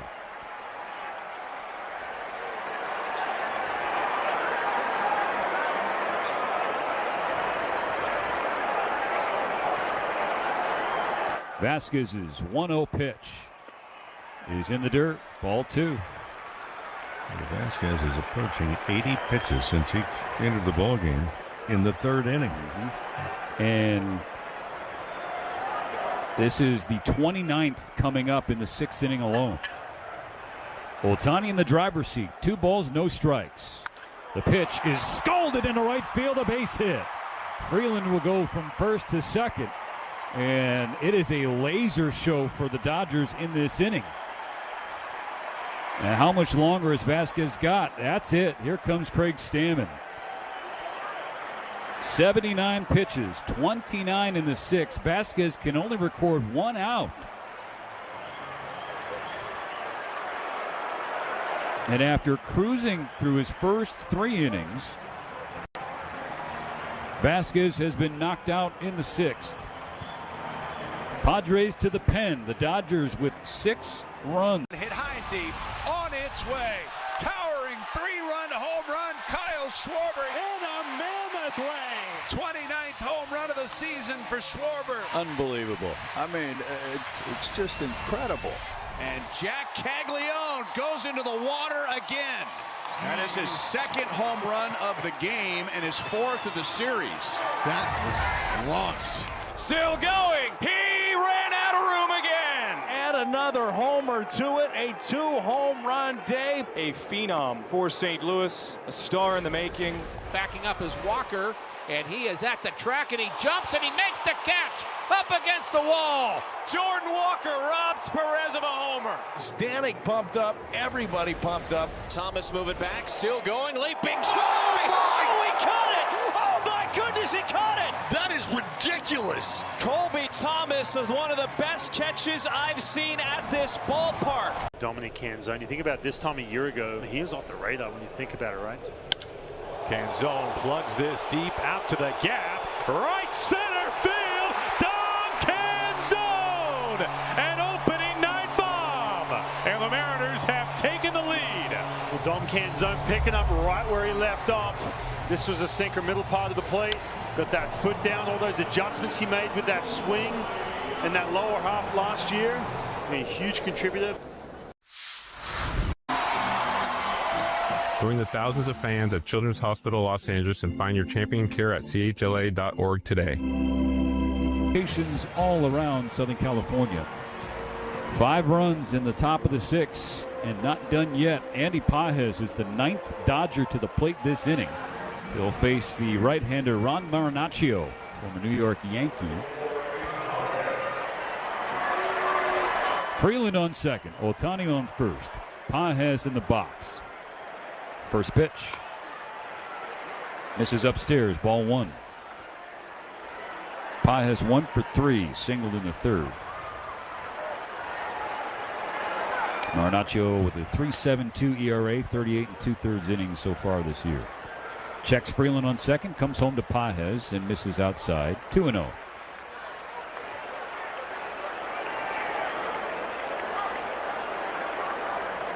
Pages taps the bat a couple of times.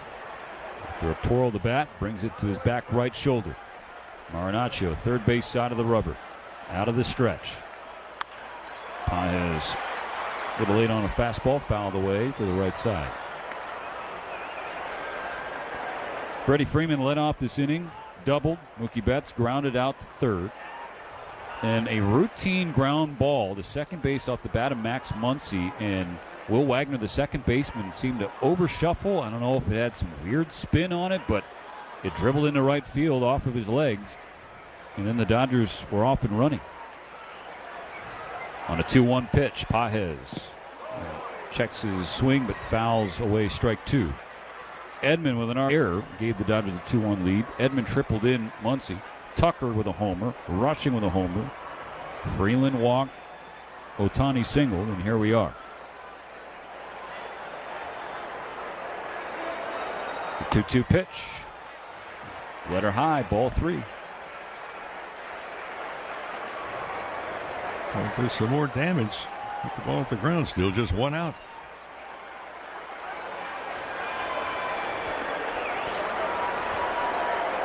Full count on Pages. The payoff pitch. Outside, ball 4. Load him up for Freddie Freeman.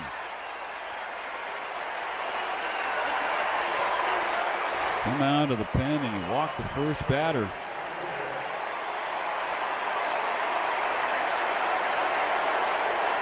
Freddie 2 for 3 today. Trying to go 2 for 2 this inning.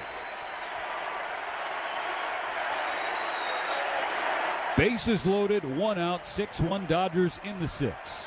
The pitch from Marinaccio. Freeman gets a first pitch changeup, and he swings over the top of it, strike 1. That is a gutsy pitch selection from Marinaccio and Freddie Freeman.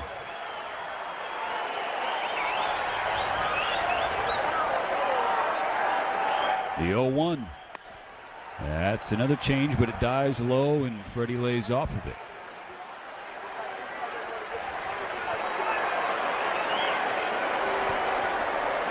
Does he triple up? Let's find out together. The 1-1 pitch. Freeman swings and fouls away a fastball to the third base side.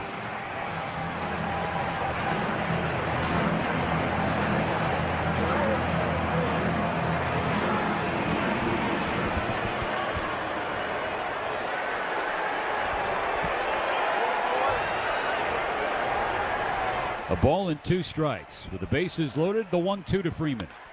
Ground ball right side. Diving at the back edge is Wagner. Up and throwing to Marinaccio, covering first. He has Freeman out, but Freeland scores on the play. It's an RBI for Freddie. And the Dodgers now lead 7-1. Ohtani gets to third, Pages to second. Trade an out for a run. It looked like for a moment off the bat that might squeeze through the right side. But well done by Wagner, made the error earlier in this inning.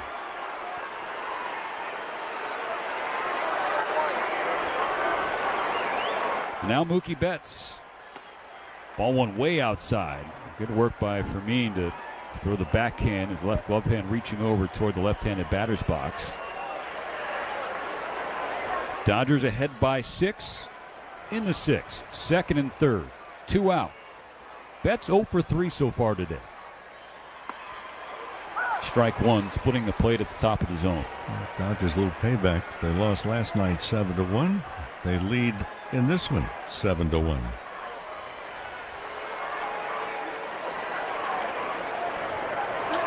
Marinaccio.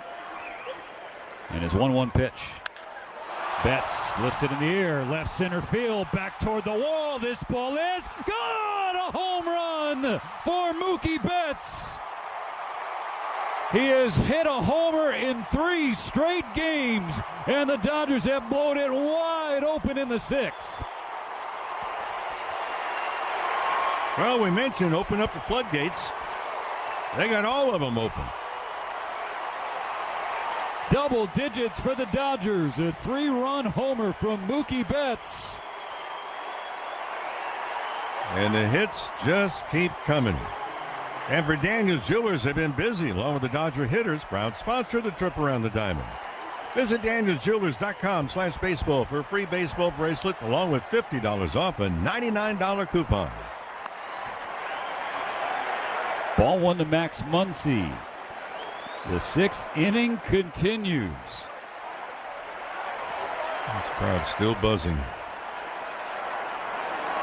Muncy is the 12th Dodger to bat in this inning. The 1-0 pitch. Now Muncy swings and flies it to right, but it's playable for Tatis. He makes the catch for the final out of the inning. But the Dodgers score 9 runs, 12 to the plate. And it's a 10-1 lead in the middle of the 6th.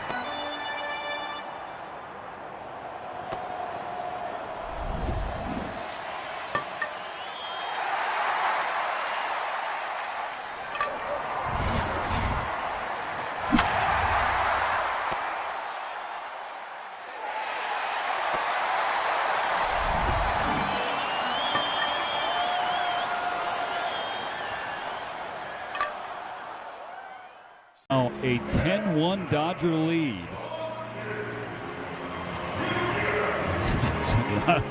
Yoshinobu Yamamoto have been begging for run support really the last 2 years.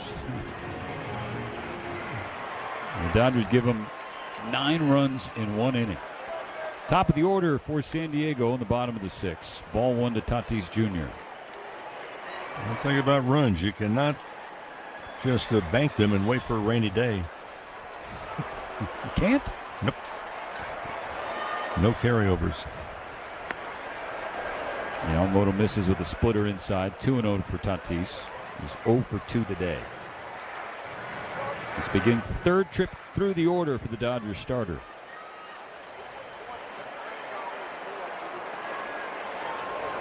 The pitch. Tatis swings and misses on a splitter. Strike 1. Tatis has a lot of movement, more than I remember seeing. He went so long without hitting a home run this year, but his very long stride. He's moving forward in the box during the swing. The 70th pitch of the game is in the dirt. 3-1. I feel like is that 3 plate appearances that Tatis now has been ahead 3-1 in the count. Mm-hmm. Yep, the 1st inning, 4th inning, and here in the 6th. The 3-1 pitch. Tatis high in the air to center field. Pages on the edge of the grass, in front of the warning track. 1 out. So ahead 3-1 all 3 times. Yamamoto gets him. Well, the Dodgers invite you to join them for a day in paradise. When? Tuesday, July 7th. That's against the Rockies at 7:10. We're going to go into the closet of Steven Nelson because with a special ticket pack, you'll get an exclusive Dodger Hawaiian shirt presented by King's Hawaiian. Shoots then. Yeah, for tickets, Dodgers.com/promotions. That's like a Steven Nelson night. I mean, Mo. You have one on right now. I do. Will you wear an Aloha shirt if you're on that night? Absolutely. Yeah. We'll match, maybe. Are we working that game together? I don't know. I got to check the schedule. What night is it? 2 balls, no strikes on Samad Taylor, by the way. 1 out, nobody on in the 6th. 10-1 Dodgers. So I think you're free of me that day, actually. Yep. You'll be... so I won't have any way of making sure if you wore the Aloha shirt on it. The 3-0 pitch. Off the plate, that's a 4-pitch walk to the speedy Samad Taylor. 2nd walk tonight for Yamamoto. Mo, as we watch the Padres bring up Jackson Merrill, there's obviously the team's leading 10-1. I was about to say there's a lot of good, and you're like, yeah, they're leading by 9. But I think how they've gotten the runs and who has brought them in. Ball 1 to Merrill, as Yamamoto's been outside the zone too much in the bottom of the 6th inning here. Kyle Tucker needed a big swing. Had that base hit the other way in the 4th, and then on the 9th pitch he sees in the 6th, hits a home run. Yamamoto's 1-0, swing and a miss, strike 1 on Merrill. And then Dalton rushing. Walked in the 2nd, a 9-pitch walk, hit a ball hard in the 4th, grounding out to 2nd. Had a good presence about him in the 6th, and he hits a home run. Back-to-back go the Dodgers in that inning. Mookie Betts stays hot. As Merrill with a base hit into right center field. Taylor's going to try. Okay, he's going to hold up at 2nd. Padres go station to station. I'm right with you. And for Kyle Tucker, desperately needs to get this swing going. Dalton rushing. Good to see him also get on base with a walk to begin with. Then sharply ground ball out, and then the home run. Rushing. There's no ifs, ands, and buts about it. Everybody knows it. He had a tough Wednesday in Minneapolis. And it was an emotional day. It was emotional afterwards. And you got to get back into, not to be a play on words, get back into the swing of things. And he has. Yamamoto facing Machado. 2 on, 1 out. Strike 1. First pitch sinker. Padre third baseman 0 for 2 has struck out twice today. Look, if you're Yamamoto, yep, you're working with a 9-run lead, but you don't want to give Petco any life. The 0-1. Machado swings and slices a fly ball to shallow right. Running in Tucker. Underneath the 2nd out, spins and fires it quickly. A strike to Mookie Betts to hold Taylor on second base. And Yamamoto quickly backing up third.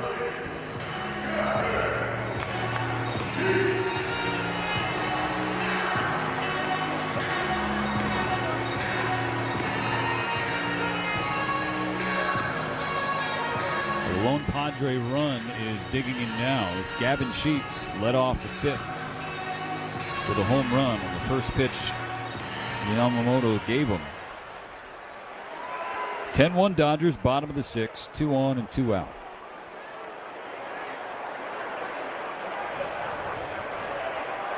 The pitch is in the dirt, ball one. Starts him off with a splitter. The first pitch in the fifth was a fastball. Top of the knee in terms of the height to Gavin Sheets. Big guy, 6'3", 240 pounds. 1-0 pitch. Inside corner, check swing, and he went around. Strike one.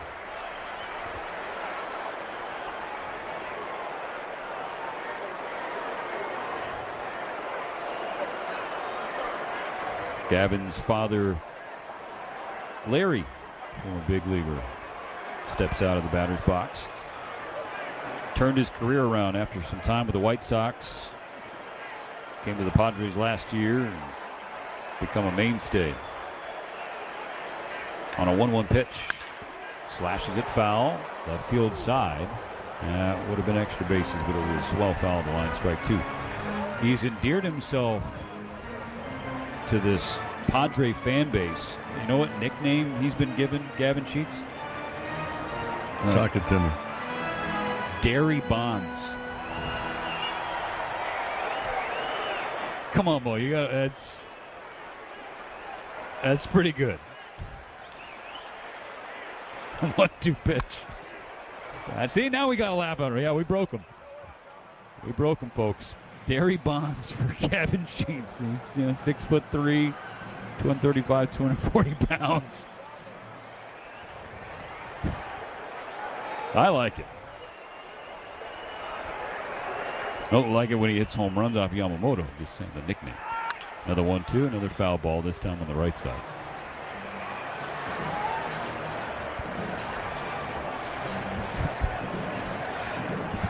Don't hit the cuff button. You brought it up.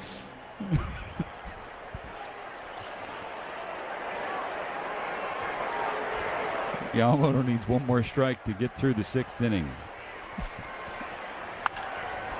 And Sheets fouls another one away. And I got a feeling here when he closes this half inning out really, really fast.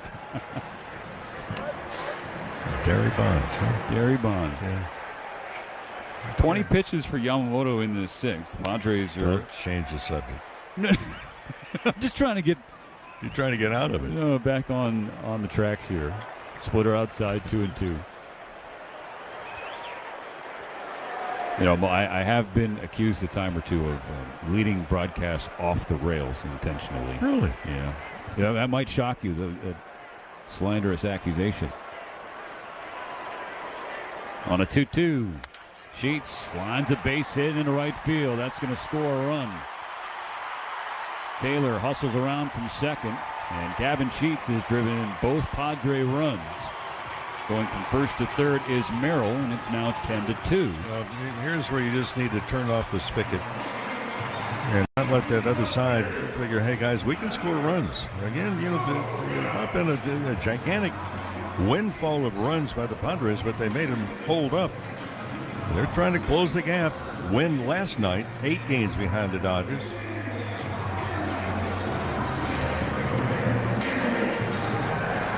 Busiest inning for Yamamoto. It's going to take at least 23 pitches to get out of it, facing Xander Bogaerts. First and third, 2 out. The Dodgers lead down to 8. Pitch. Swung on and chopped to third. Charging in Muncy. In the glove. Throws on the run. Plenty of time to get Bogaerts. And so it's exactly the 23rd pitch of the inning. And it gets Yamamoto through 6. Going to the 7th. The Dodgers 10 and the Padres 2.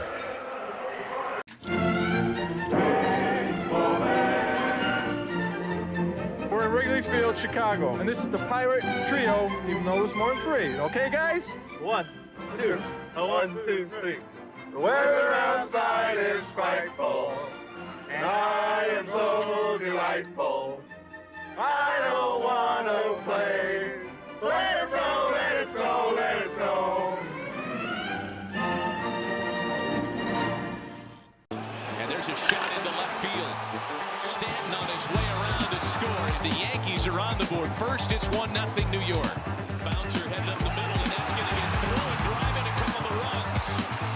Cranked up and sent into the right center field gap. McMahon's going to score easily. They're going to wave Wills around. Plays to third.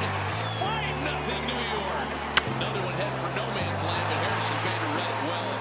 Former Gold Glover comes up to make a very nice catch for the guy they call Big G, who has driven in a run with the third straight hit to open the 5th inning. Chopper for Jazz, hot shot, and he makes the catch. That got on there on a line, and he's telling Jose Caballero, "Did you see that?" I could watch Jazz Chisholm play. I mean, he plays with such joy. Only David Cohn, Ron Guidry, and Mel Stottlemyre had opening day starts of 6+ innings with 2 or fewer hits and no runs allowed.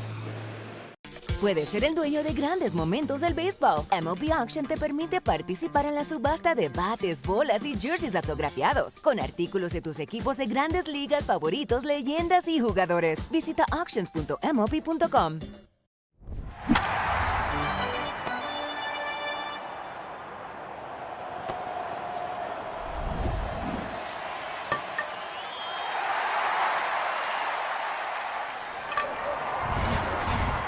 The official pizza partner of the Dodgers audio broadcast. When it's game night, it's group night at Shakey's.com.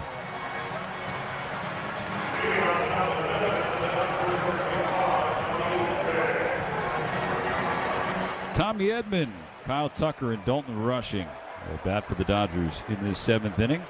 Scored 9 runs in the 6th. What do they got in store for an encore? Ball 1 upstairs on Edman. Tommy 2 for 3. An RBI double in the 2nd, an RBI triple in the 6th. Garnacho misses with a changeup away, 2-0. Multi-hit games from Edman, Tucker, and Freeman. On 2-0. Garnacho misses down and in with a fastball, 3-0 for Edman.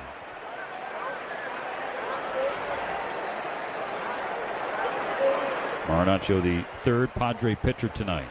Left-hander Kyle Hart opened 2 innings, gave up a run, and gave way to the scheduled starter Randy Vasquez. Garnacho has a fastball called for a strike at the bottom of the zone. 3 1/3 for Vasquez. 8 hits, 7 runs, 5 of them earned. 1 walk, 1 K, gave up 2 homers. The back-to-back shots from Tucker and Rushing. The 3-1. Outside, ball 4 and a leadoff walk. Edman is aboard for the 3rd time today.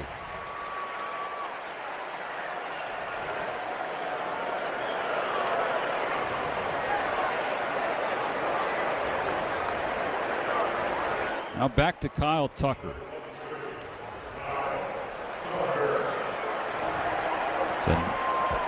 A home run on the 9th pitch he saw in the 6th inning. First pitch takes a rip at a fastball, whiffs on strike 1. It's the first multi-hit game for Tucker since June 15th. Entered the day 0 for his last 12 at the dish. Struck out in his first at-bat. He's 0 for 13 when he singled in the 4th and backed it up with a homer. Fouls back a fastball, strike 2. That was in a hittable spot for him. About thigh high, middle half. Excuse me, inner half.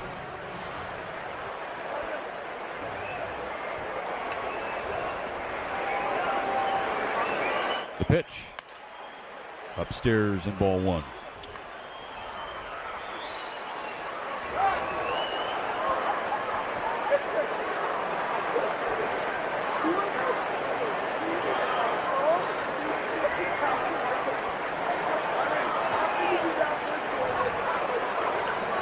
On a 1-2 pitch. Tucker does not bite on a changeup low. That's a good take. It's a good take because at first it looks like it has a trajectory of a fastball. Comes out of the hand. There's no difference in the delivery. Same arm speed. And then the bottom drops out of it. The count squared, the 2-2 pitch. Tucker strikes out on a high fastball. One gone in the inning.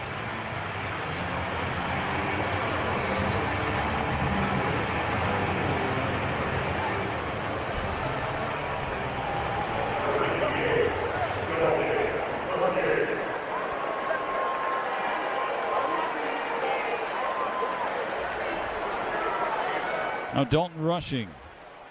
Tucker homered his last time up, and he's up there chasing. That's the changeup. Yeah, the changeup that was down in the zone, so rushing, shaking his head at himself. And that's what we were highlighting earlier and applauding rushing. And he wasn't up there jumpy in the box. The 0-1 pitch. Way outside with the change. The count evens. It's been a good night for Dalton.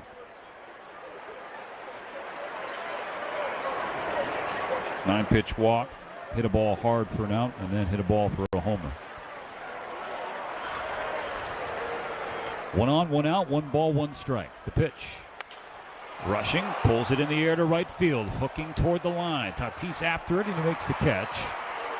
And that's out number 2. He was short of the pole. It's a question of if Tatis was going to get there, and he did. And seeing hugs and handshakes for Yoshinobu Yamamoto in the Dodger dugout. That seems to signal his night is done after 6 innings, 89 pitches. And what the Dodgers will wind up doing is reducing his workload.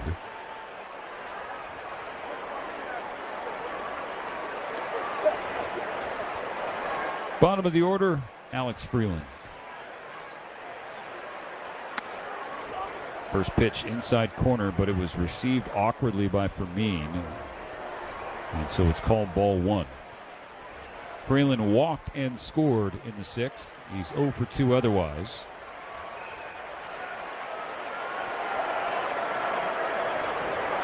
The 1-0. Freeland on the ground at first. It's called fouls into the glove of Gavin Sheets. But Ramon De Jesus was emphatically waving. Nope, foul ball. Dodgers 10, Padres 2. Top of the 7th, 2 outs. Edmonds still on first base after his leadoff walk.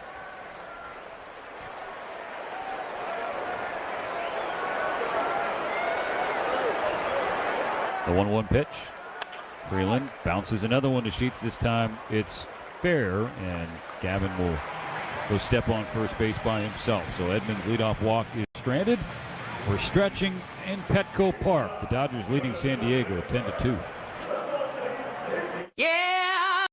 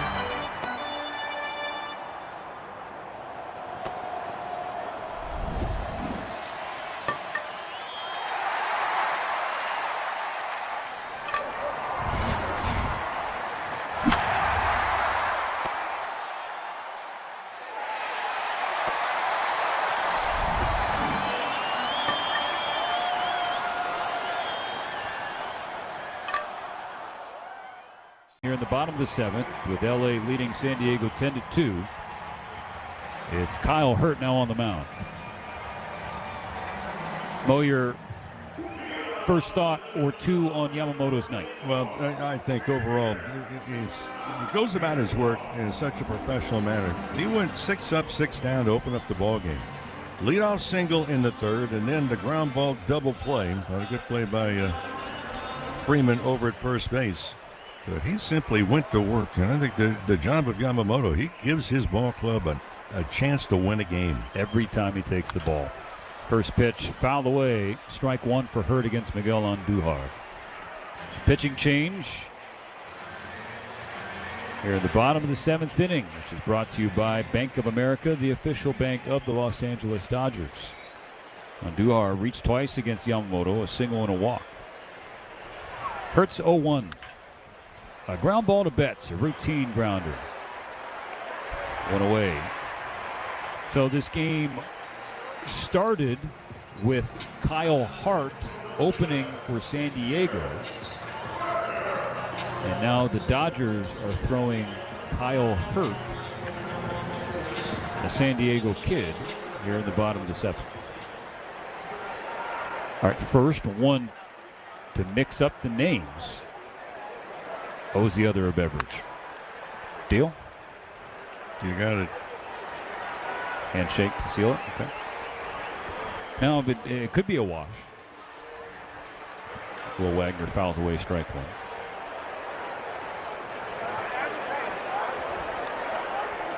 The 0-1 pitch from Kyle Hurt. Upstairs. Did you have any feelings about the Padres using an opener today?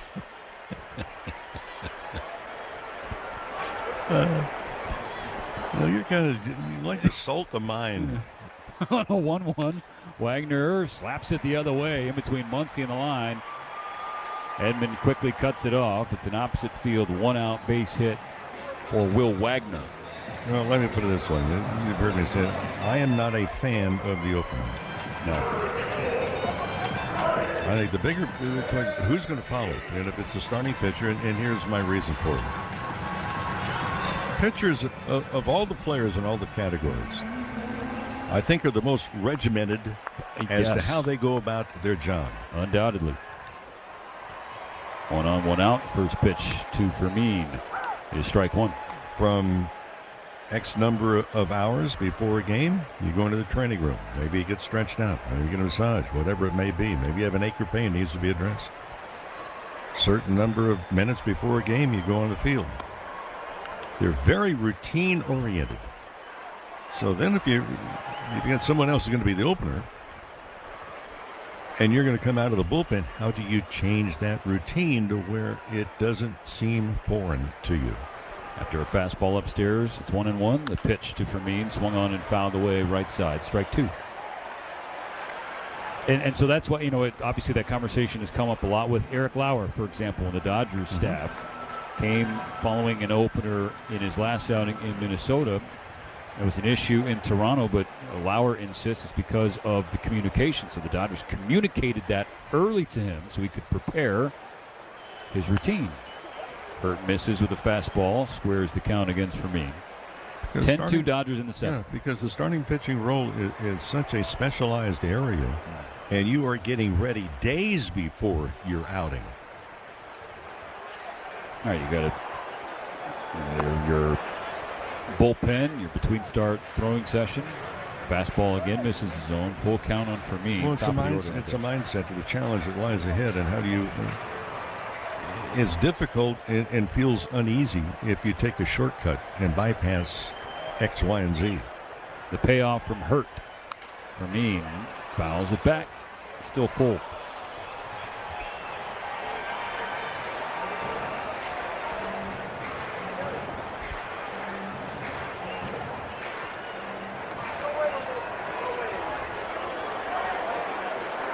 Dodgers ahead by 8. Bottom 7. Runner on first, 1 out. Another 3-2 pitch. And Hurt issues a walk to the number 9 hitter, Freddie Fermin. That is not what he was trying to do.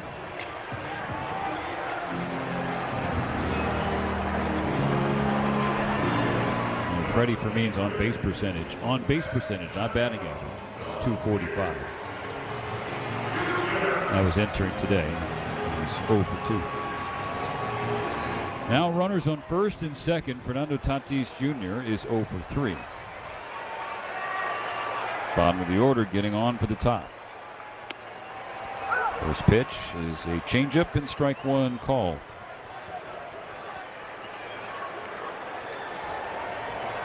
Thanks to a 9-run top of the 6th, the Dodgers ahead big. 0-1. Tatis swings through a fastball at 98 from Hurt. For a changeup to 98.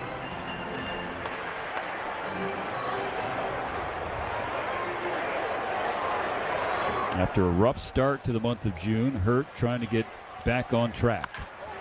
Tatis lines a base hit to left field. They're going to wave in Will Wagner. And the Padres chip another one away. They scored in each of the last 2 innings after the Dodgers' 9-run 6. And it's now 10-3. Well, with 2 strikes, that was not really a very competitive pitch. So that RBI base hit for Tatis Jr. extends his on-base streak to 20 games. It inspires a mound visit from Mark Pryor. Head 0-2, and he just hung a slider. And most starts off with a change, beats him with a fastball. You speed up the bat, and then you back it up with Same a thing we slider. talked about last night. So that's well, it was a slider, and okay, not to beat it then. It was a poorly thrown slider in a bad spot when you're ahead 0-2 against a very good hitter. So forget the execution, which obviously Kyle Hurt would have loved to have thrown a better slider there if he's going to throw a slider. But choosing that pitch at all, given the speed differential and what you have done to the batter's eyes and his bat and his timing. First and second, 1 out in the 7th. Samad Taylor takes a changeup upstairs, ball 1 after the mound visit.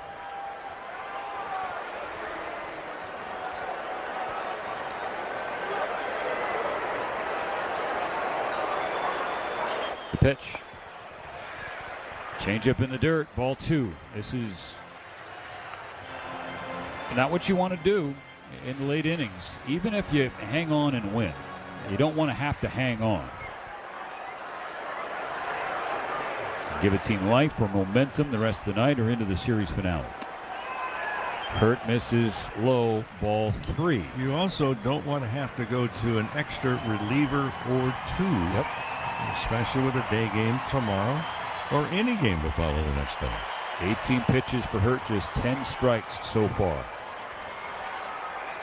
The pitch, not close. It's a ball out of hand, a 4-pitch walk to load the bases. Nobody is coming out of the dugout yet. Now we go. Dave Roberts coming out. That's going to be all for Kyle Hurt.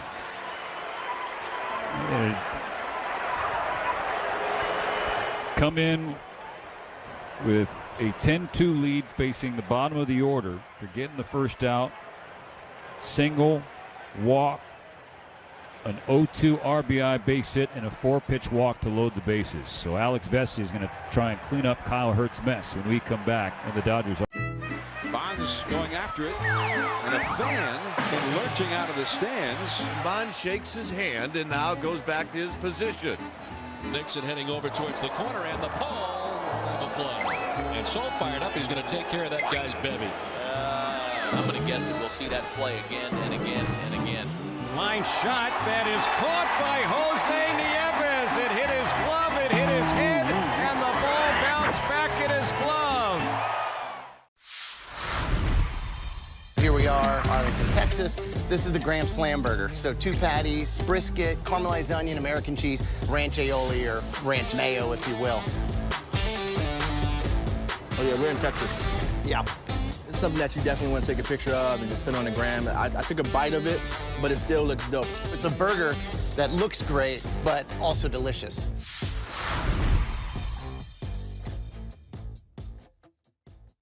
They're loaded now for Langoliers. 2 grand slams in his career. Crack to deep center field. Varsho going back as far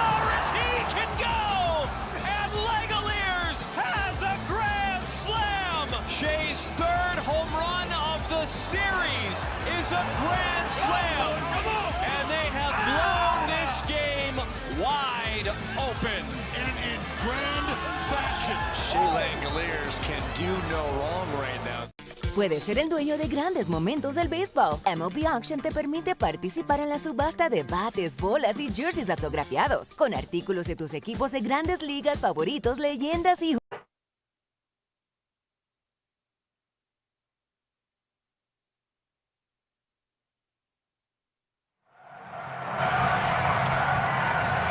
Back in San Diego, bottom of the 7th, the Dodgers 10 and the Padres 3. But San Diego has the bases loaded and only one out. And they have the middle of the order coming up. Jackson Merrill has had a tough season, but tonight he's 2 for 3. And Manny Machado on deck, Gavin Sheets in the hole. The Padres tied the game at 1 in the 5th. The Dodgers scored 9 in the 6th, 10-1. Padres scored 1 in the 6th and 1 so far in the 7th. Alex Vesia is going to try and get out of this mess. The first pitch to Merrill, swung on and fouled back. A slider and strike one. The lefties have only hit .079 against Alex Vesia.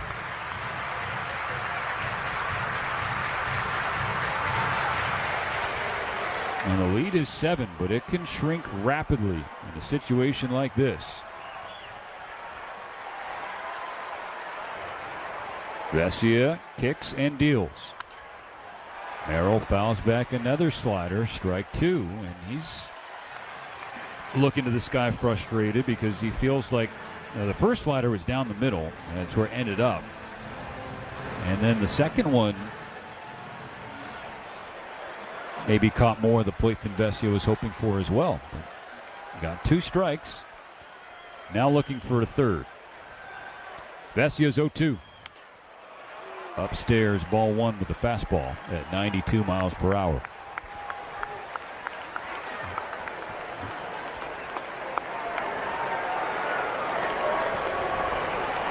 Petco quiet for now. Vesia would like to keep it that way. On a 1-2, Merrill cues it off the end of the bat, foul on the third base side. It's similar to one of his hits tonight, right, Mo? It was off the very end of the bat against the Dodgers infield shift. Hit a curveball off the end of the bat, so we'll run it down the line in the 4th inning.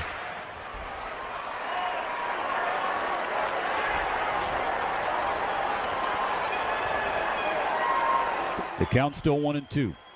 Vesia will try again. Merrill strikes out swinging a slider that was about belly button high. It would have been a ball. Instead, it's strike 3.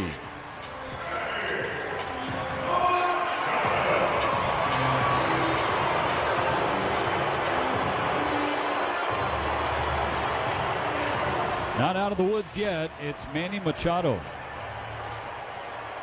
Bases still loaded. Machado has been much better against left-handed pitching this year than righties. First pitch from Vesia. Ball 1 on a fastball. Entering this series, Machado's OPS against left-handers 790 compared to below 600 against right-handed pitching. 10-3 Dodgers, bottom 7. 2 outs and the bases loaded. The 1-0 pitch. Machado waves at a changeup from Vesia. Strike 1. Gotta be careful. Machado, career bases loaded, .354 hitter with 14 career grand slams. 1 for each of his 14 major league seasons. Now the 1-1. Misses upstairs. Letter high fastball. 2-1.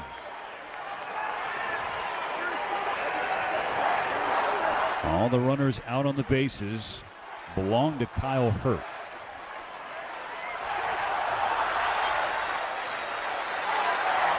Here's the pitch. There's strike 2. Machado watches a slider on the outer half. Vesia goes to the back of the mound, picks up the rosin bag, drops it, wipes his pitching hand on his left hip, takes his place on the mound.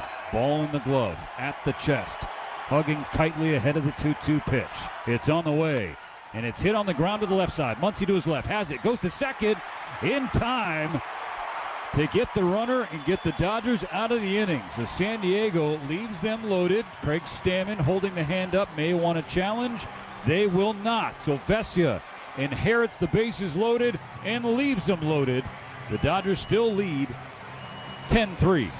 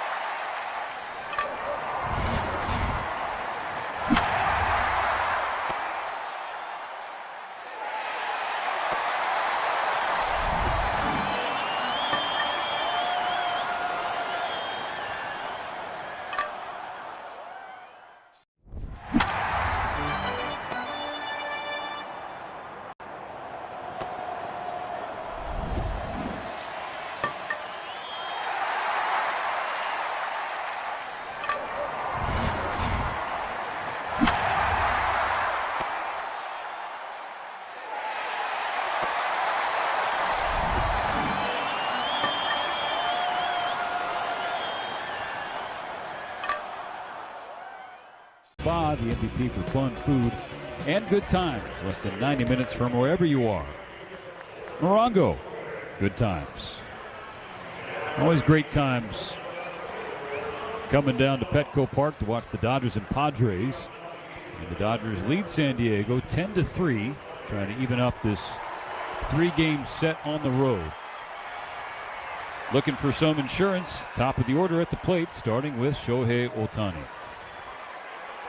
First pitch of the inning. Ohtani takes a rip, fouls back a fastball, strike one. Yeah, some defensive changes. Wagner goes from second to third. Tatis goes from right field to second base, and Bowen now is in right field and playing very deep, we might add. The 0-1. This is blown away. Marinaccio still out there on the mound for Padres staff. He's at 33 pitches out of the pen. Shohei singled and scored his last time up. He's 1 for 4 tonight. On 1-1, he lines a base hit into center field. It's a multi-hit game for Shohei. This year, that is multi-hit effort number 26 for Ohtani.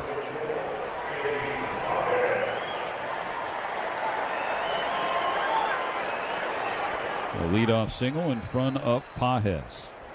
One other change. Song has taken over at shortstop, so plenty of changes as San Diego pulls their guys out. Ball one to Pages. Reached twice, a single and a walk, scored once. So after they had a chance with the bases loaded and only one out, Jackson Merrill and Manny Machado at the plate. Neither of them could get the job done against Alex Vesia. And Craig Stammen is giving a couple of his veteran mainstays an early shower. Fastball in off the hands of Pages, 2-0.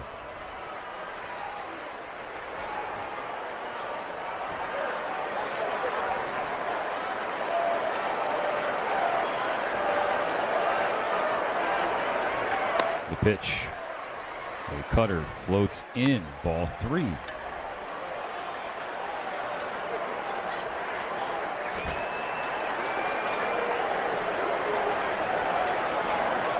Pages ahead 3-0. I bet you Andy's feeling a green light. The pitch. He takes upstairs, ball 4. It's a multi-walk game for Andy Pages. I'm not sure how many of those we have seen. But Mo, again, talk about just the little things from individual players tonight that you love to see. You know, a 10-3 game, you're ahead 3-0 in the count. Ohtani on base, you might be thinking, you know what, I've been scuffling for 40-plus games. I want to get going. I'm going to try and swing myself out of it, and Pages did not do that. And still be selective. And we've referenced his chase rate, which has been the bottom, 25% of the league all year. He's a good bad ball hitter. He's really good when he stays within the zone and does damage there. He just likes to cover a lot of the plate and outside of it. I think part of that, too, Stephen, is the discipline that you're understanding. You can scuffle. And if you look at Pages, the average continues, to dwindle. Started at 267 today. Yep.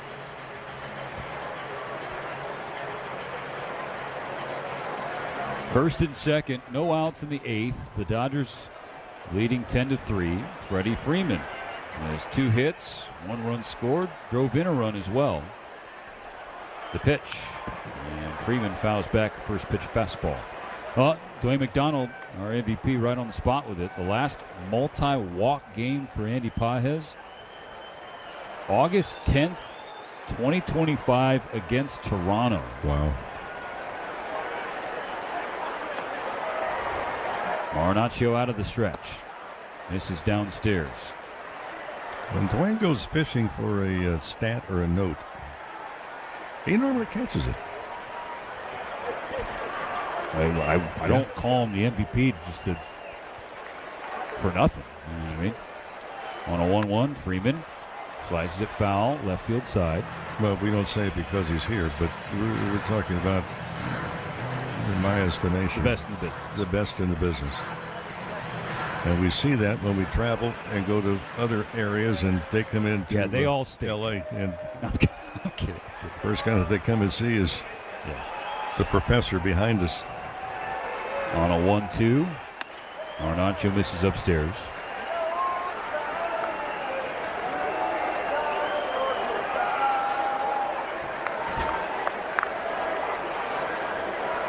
Yeah, Dwayne's genius is also his own demise, because whenever there's a problem, doesn't matter what department, they come to Dwayne. Hey, Dwayne, this isn't working. Freeman fouls another one away. Hey, Dwayne, can you help me with this? Hey, Dwayne. He's a fixer. Yeah.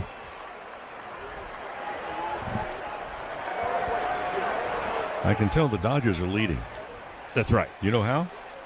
David Van Zandt just came into the booth. Hey, DV. Yeah. Didn't you see the lights dim? No. Ball 3 outside, full count for Freddie.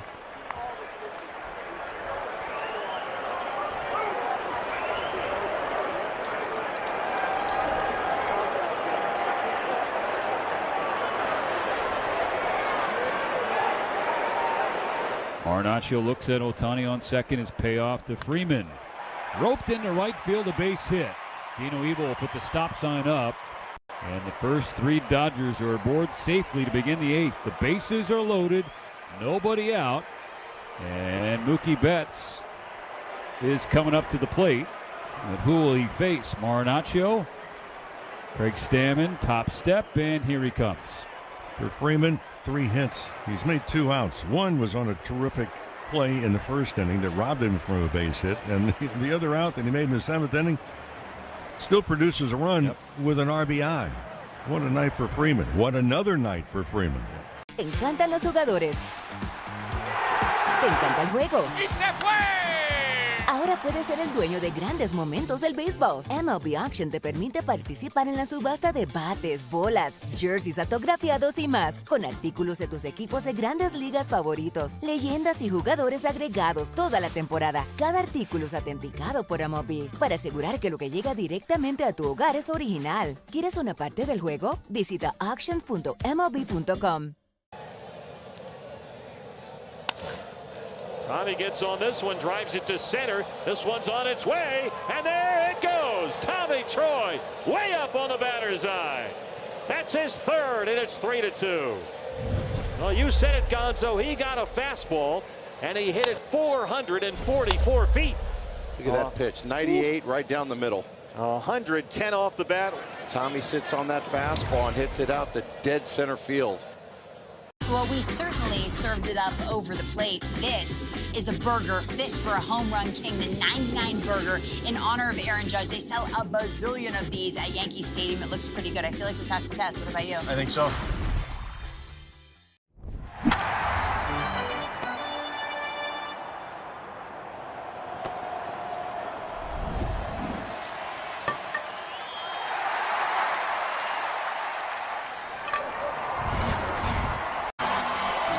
Join the thousands of fans at Children's Hospital Los Angeles and find your champion care at chla.org today. Well, they get a look at David Morgan out of Mission Viejo. His 18th appearance, record at 2-0. Mookie Betts homered his last time up. He's gone deep in 3 straight games. The first pitch from Morgan. Betts swings through a fastball at 97, strike 1.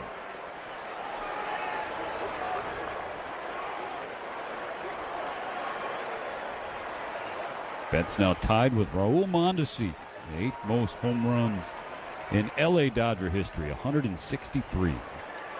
The 0-1, fouled straight back fastball at 98, 0-2.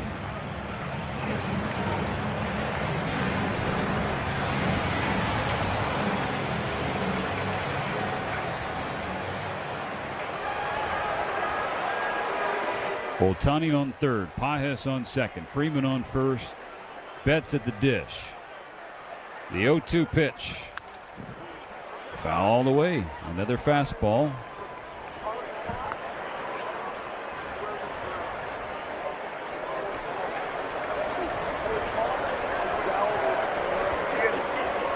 Betts was a huge part of that 9-run 6th inning. 3-run homer, his 11th of the year. 302 in his MLB career. Another 0-2 from Morgan. Hooks outside. Fermin keeps it in front of him, backhanding ball 1.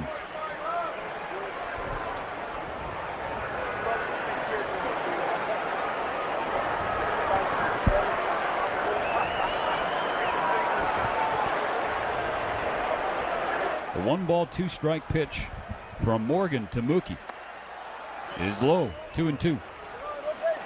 Tigers tonight have hit 500 with runners in scoring position, 5 for 10. Their record, when they get at least 3 hits with runners in scoring position, is excellent. So they see 5, you know it's a big night. And it's a night that's not done yet. Here comes the 2-2. Fouled away, right side.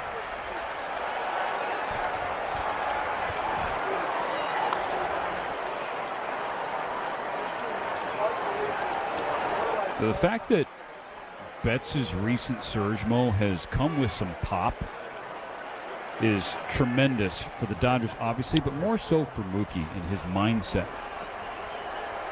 Waiting on another 2-2 pitch from Morgan. The right-hander delivers, and Betts strikes out swinging. That's the first out of the 8th inning. But Mo, how often have we discussed, how tough Mookie is on himself and how internally he has this roller coaster of emotions where he forgets how great he is. But it's the inner strength of players that there's no way to measure. You can see it and appreciate it. It's difficult to measure, but for a while we could see that he was just really frustrated. Now Max Muncy, bases still loaded. Now 1 out. First pitch on the ground, left side. Wagner at third will pick it up and fire late. Muncy is safe. Ohtani scores. And it's an RBI infield hit for Muncy. We saw Max Muncy. We made a comment in the 4th inning. He hit a routine ground ball to shortstop. Bogaerts took some extra time, and Muncy almost beat it out. Well, this time he hits a breaking ball, a curveball right off the end of the bat, hustled all the way down. He not only beats it out, he gets the RBI. The inning extends. And the Dodgers turn things up to 11. 11-3 LA. Bases remain loaded. Only 1 down in this 8th inning. Tommy Edman. First pitch. Strike 1. Fastball at 99. Bottom of the zone, splitting the plate.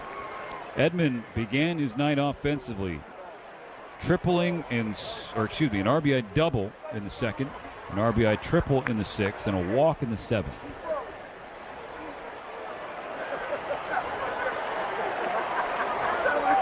The 0-1 pitch, chopped to the right side. Sheets will throw to Morgan, covering the bag, and a long steps on the bag in front of Edman. They avoid an awkward collision. Another run comes in as Pages scores to make it 12-3. Now second and third. Freeman the runner on third. Muncy on second base. Kyle Tucker will bat.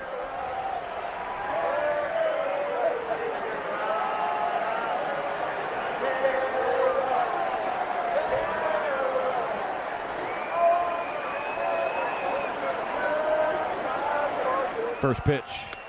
Strike one taken.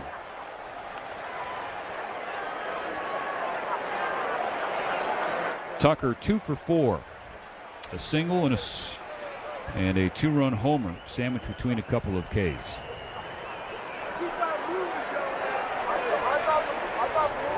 The pitch. Tucker checks his swing on a curveball low. 1-1. That blast in the sixth inning, that was one of the best swings of the season for Kyle Tucker. A home run to right field, no doubter off the bat. And on the ninth pitch of that plate appearance. A 1-1 from Morgan. Tipped into the glove, a fastball at 99, strike two.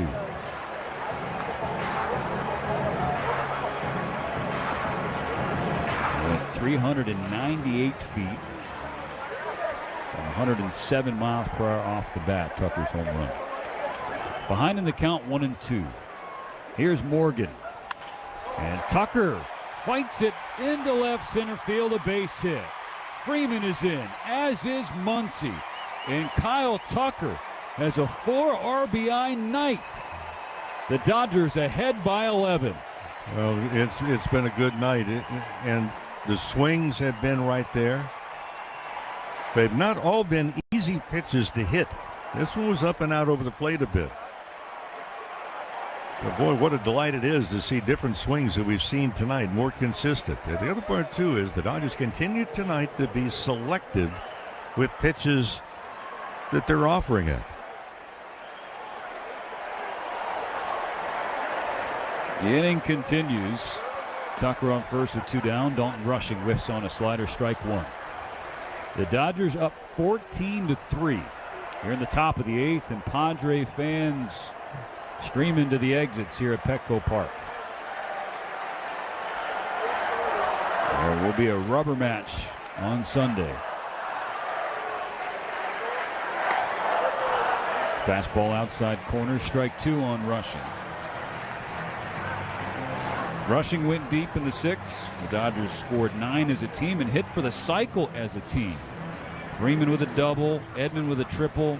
Back-to-back blasts from Tucker and Rushing, then Mookie homered later, and in between, Ohtani single. On 0-2. Strike three call. The curve on the outside corner. Tucker is stranded, but another crooked number for the Dodgers. 4 across in the 8th inning. More breathing room. 14-3. Going to the bottom of the 8th next. Well, we had a special guest on the field before the game today, Pepe the Penguin. Pepe was a little cranky today. If you're at the ballpark with your kid, what's most important? You got to get snacks for Junior. This is a rare father-son first base coaching combo. Well, after Dinger put up a sign that said, "Mrs. Met, call me," Mrs. Met has her response. That hit my bat. That was a foul ball I want to hit. He was trying to stay in the hit. See, look, he said foul ball, foul ball. He didn't want to go down to first base. He wanted to hit. Hit high and deep, on its way. Towering 3-run home run, Kyle Schwarber in a mammoth way. 29th home run of the season for Schwarber. Unbelievable. I mean, it's just incredible. And Jack Caglione goes into the water again. That is his 2nd home run of the game and his 4th of the series. That was launched. Still going. He ran out of room again. Add another homer to it. A 2-home run day. A phenom for St. Louis. A star in the making. Backing up is Walker. And he is at the track, and he jumps, and he makes the catch up against the wall. Jordan Walker robs Perez of a homer. Stanek pumped up. Everybody pumped up. Thomas moving back, still going, leaping try. Oh, he caught it! Oh, my goodness, he caught it! That is ridiculous. Colby Thomas is one of the best catches I've seen at this ballpark.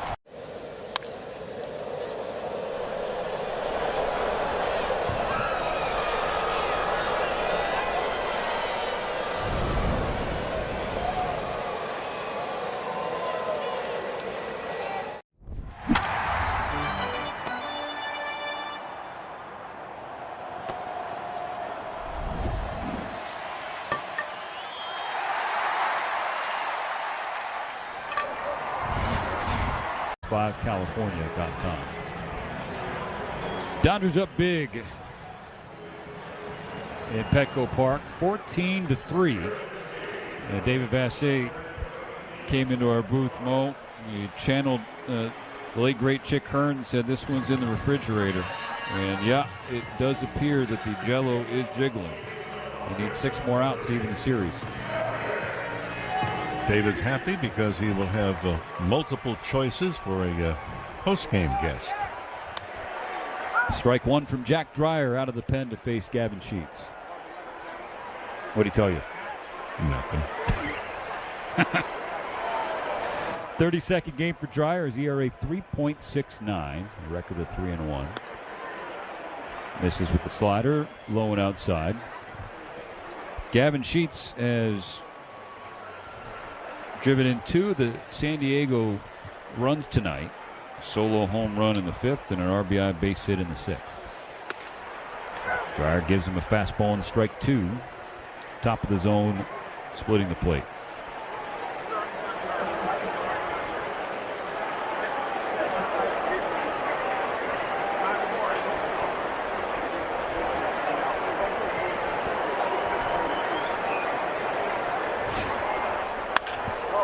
Sheets flips it to left. Ranging back toward the line is Alex Call, fresh into the game in left field, and it slices out of play. So I mentioned earlier that the Padres already went to their bench. Xander Bogaerts and Manny Machado removed.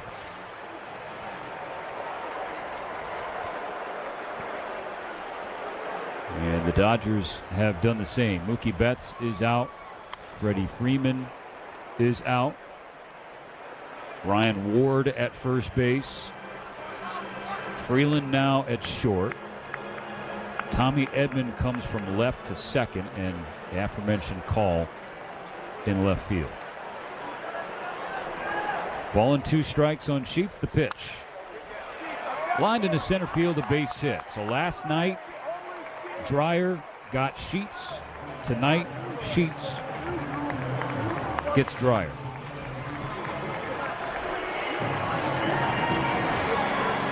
Not going there. I wasn't expecting you would be going there.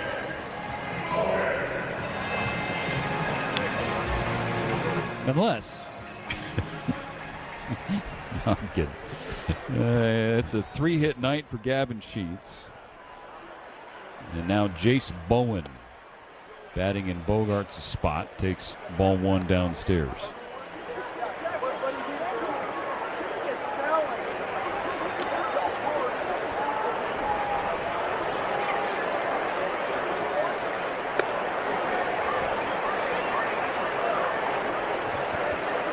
There's a fastball, even the count, 1-1.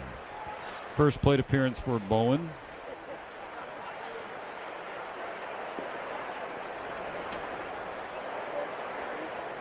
Here's the pitch. Perfect slider outside corner. Strike 2 call. It's an 11-run game. Dodgers up 14-3. No outs in the bottom of the 8th.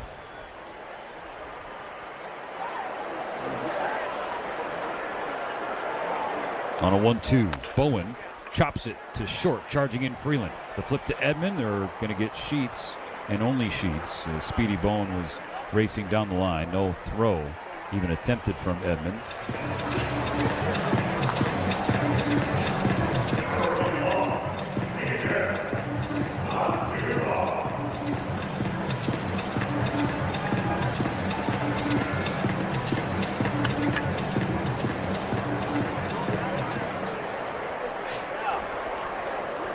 So in essence, that cleans the sheets, right? Oh, there he is. Yes. Yeah. Ball one downstairs on Andujar. I kept waiting. The iambic pentameter of the moment was catching up. Well, no, I just stopped holding my breath. I wasn't expecting you to go Not back. long enough. We were good to inform you that Steven has passed out in the booth. Ball and a strike on Andujar. He's been aboard twice. Chop strike 2 foul toward the Dodgers on deck circle.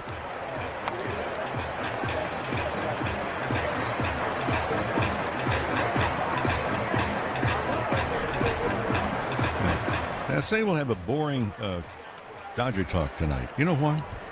Because the Dodgers won? I beg your pardon. Winning big.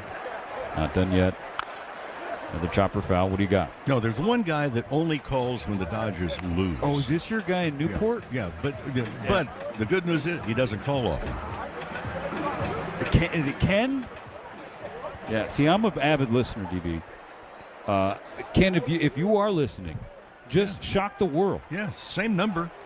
Yeah, call Bassett on a happy night. Another ground ball foul on the third base side. I dare you. Did that work on the schoolyard? No, only the double dog. Double dare? The double dog dare you, yeah. In case you can't tell by the conversation, it's 14-3. Andujar pushes a line drive down the right field line. It's a fair ball into the corner. Bowen on the run. He'll stop at third. And Andujar slides into second with a 1-out double.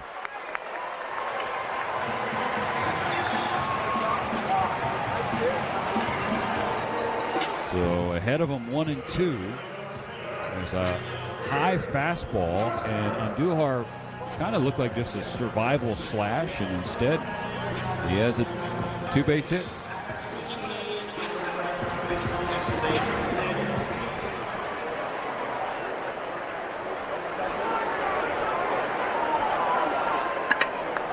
Second and third, still only 1 out. Will Wagner, left on left for Dreyer. Gives him strike 1 on a breaking ball.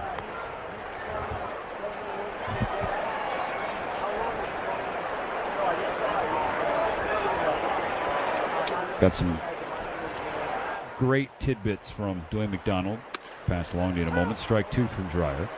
Dodgers leading 14-3. Padres trying to generate some momentum here in the bottom of the 8th. 14 runs for the Dodgers. Most runs against San Diego since they won 14-0 in L.A. September 23rd, 2018. And it's the most runs they've scored at Petco Park specifically since April 4th, 2016, when they won here 15-zip. It was opening day, and that was Dave Roberts' first managerial win. And here we are, a decade later, he is approaching 1,000 wins. Ball 2, and an even count on Wagner. When you start to look at the record for the teams that Dave Roberts has now managed with the Dodgers, numbers are overwhelming. Here's the pitch. High fastball check swing, and it's a pop-up to Muncy at third base for the second out of the 8th. Ball up and in.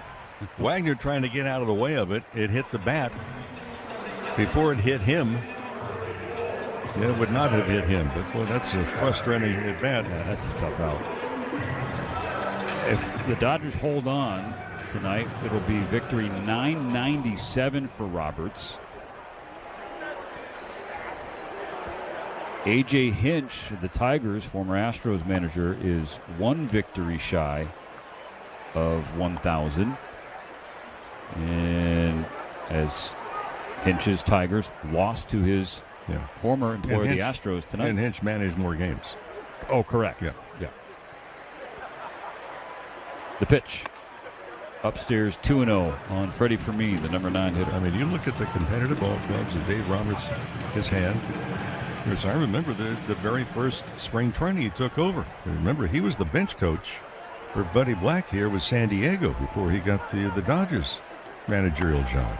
Ball 3, not close. 3-0 on Fermin. And Dave, in that very first meeting, challenged the guys. He said, hey, I saw you from the other dugout. You guys aren't playing as well, in particular the base running. And they discussed it from day one. On 3-0, Fermin watches strike one. But in that very first victory the Dodgers had, Ken didn't call in either. Just kidding. Now 3-1. Fermin grounds it foul, and the count runs full.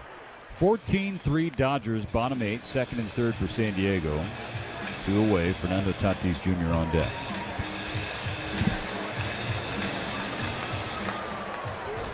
Back-to-back sellouts to open this series here at Petco Park, though the crowd is thinned considerably given the score. Dreyer needs one more strike. His payoff to Fermin is strike 3. Fastball froze him at the knees. 2 stranded in scoring position. And the scoreboard remains an 11-run game in favor of the Dodgers. 14-3 going to the ninth. There's the kid who caught the ball. Was the kid got his lawyer on the phone? He's on the phone with his agent. Hey, I need to negotiate something right here. Yeah, don't go low. Yeah, hey, you got to go for the top and then we'll negotiate down. You know, usually the home team always is on the field first, but for some reason Travis Mazzano forgot. Look at the guys getting him. He's like, oh man. Then Bowers began to do the crab walk like he was in PE in first grade. Don't see that often. Is this 1-1-1-3 on the putout? That's a new one. The captain, Derek Sanderson Jeter, is one of the winningest players in Major League history. He was wearing these very batting gloves when he notched one of those most memorable hits, the 3,000th of his career. Are we supposed to spit in them like they do the batting gloves? No spitting. This is a non-spitting museum. He's just the second player in history whose 3,000th hit was a home run. The first was a former teammate from the Yankees' 1996 World Series championship team. But before he began his Cooperstown-bound career, Bonds would cross paths with another future Hall of Famer.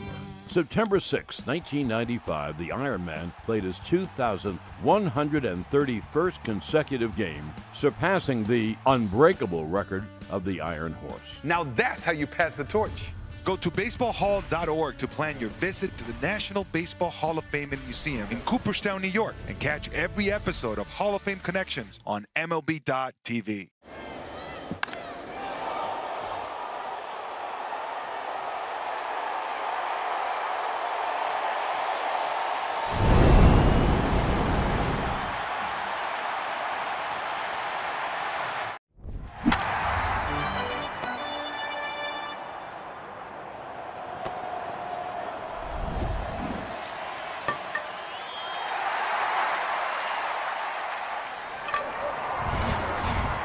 With a K.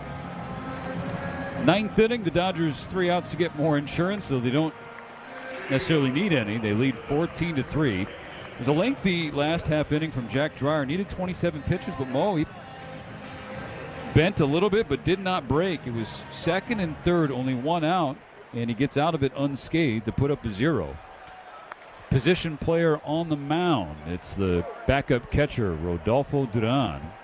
First career pitching appearance, and he'll face Alex Freeland. Ground ball right side. Tatis charging in the glove. Backhand flip to first. Nicely done for the first out. Ohtani's spot in the order is coming up, but it's not Ohtani coming up. It's Chucky Robinson.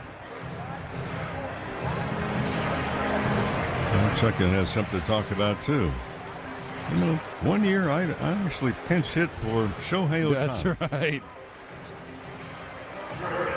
By the way, David Bassett giving us some inside information. Oh, huge information. Yeah, tell him.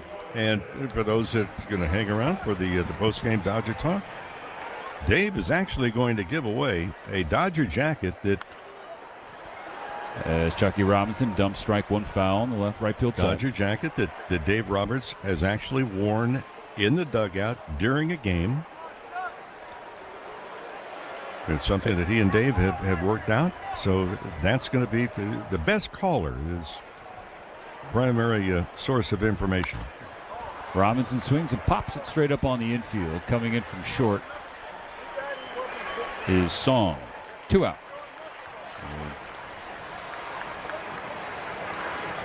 So what do you think we should call? Yeah, you use a new jacket. Something to get the Navy and Dodgers Clubhouse Show and Dodger Talk listeners hooked in on after a 14-3 night so far. Ball 1 up and away on Andy Pages. And the run. Pitch was at 82 miles an hour. Into his windup. And then he gets a swing and a miss on a changeup at 77. Dudon, one of the more impressive position player pitching performances we've seen up to this point. The 1-1. Pages out in front. Strike 2 fouled on the third base side. You see so many position players that use the lob toss. Yeah, just let it eat a little bit. You don't have to try and break the sound barrier, but you can throw it in there.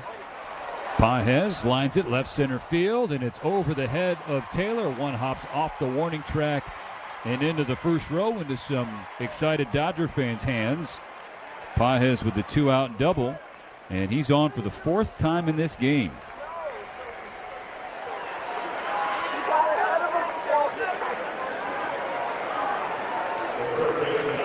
Yeah, it doesn't matter if it's against a position player. They all count. Uh-huh. Now Ryan Ward in Freddie Freeman's spot. Taking ball 1.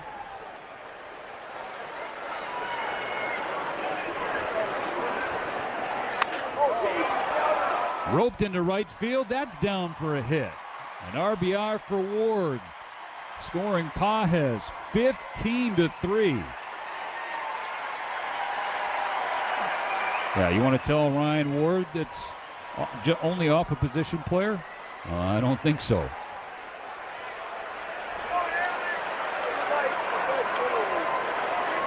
#12th RBI for Ward. And this is 20th game. Now Alex Call.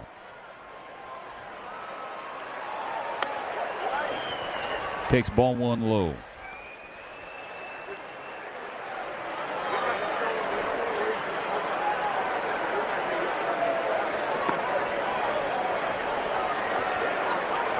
And another ball.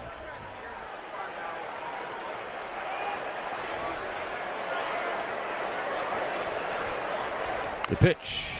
And Call fouls it off his foot, and he's down to 1 knee. Painful strike 1.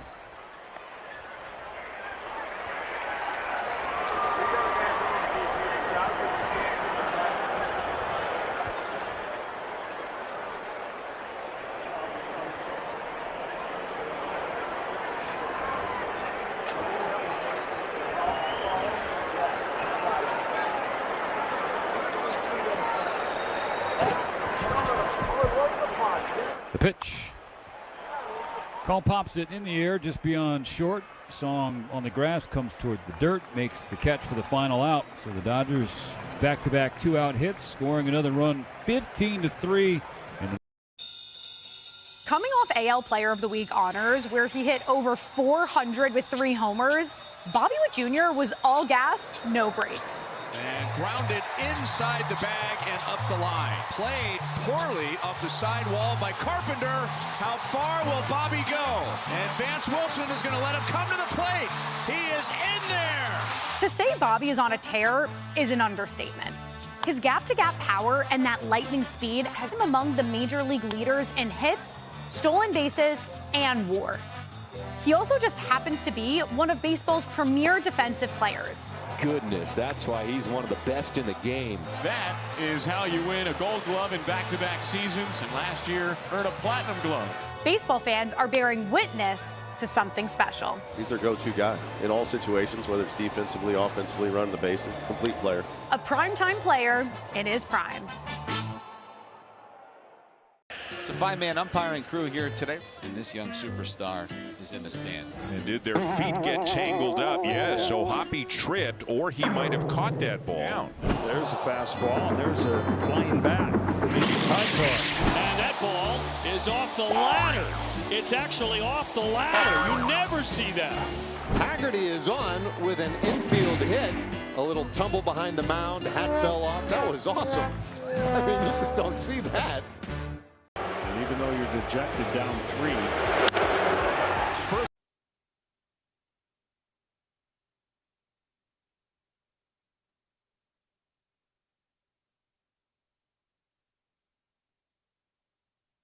May in Anaheim. They won that game 15-2. They lead this game 15-3.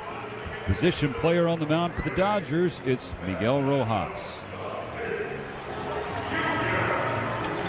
Rojas in his ERA of 18. Maybe he lowers it tonight.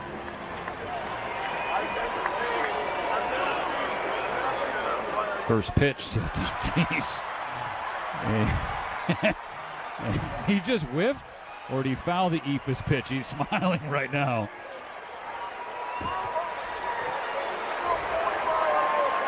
Oh, he just straight up whiffed. And Rushing never got a glove on it. This is a hot shot to short, handled there by Freeland, the short hop pick. Tatis was tap dancing down the line to throw to first in time for the first out. Wow, that was a heck of a play by Alex Freeland. I know it's garbage time. You know, it doesn't necessarily matter, but that was a rope to the back edge of the dirt at short, and Freeland with a little windmill on that glove save. Fastball at 55, ball 1 to Samad Taylor. Ephus pitch hit on the ground to short. Shuffling over to his left is Freeland. Gets it over to Ward. Quickly 2 out on 4 pitches for Miguel Rojas.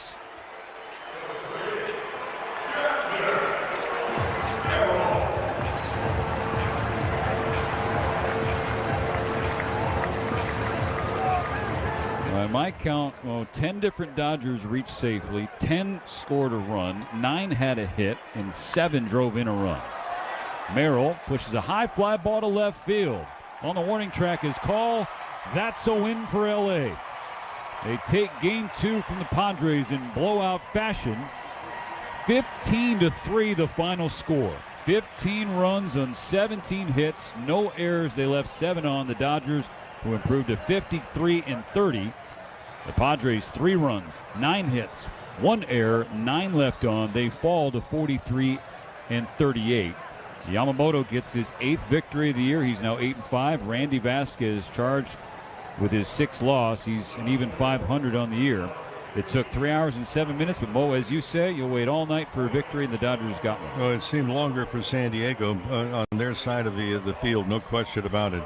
This was a ball game that, yes, it got out of hand, not until really the 6th inning, because the Dodgers, with a triple with 1 out by Max Muncy, comes around and scores by Tommy Edman on his double in the very first inning. So the Dodgers, when they score first, now are 38-10 for the season. They exploded for 9 in the 6th inning, 4 in the 8th.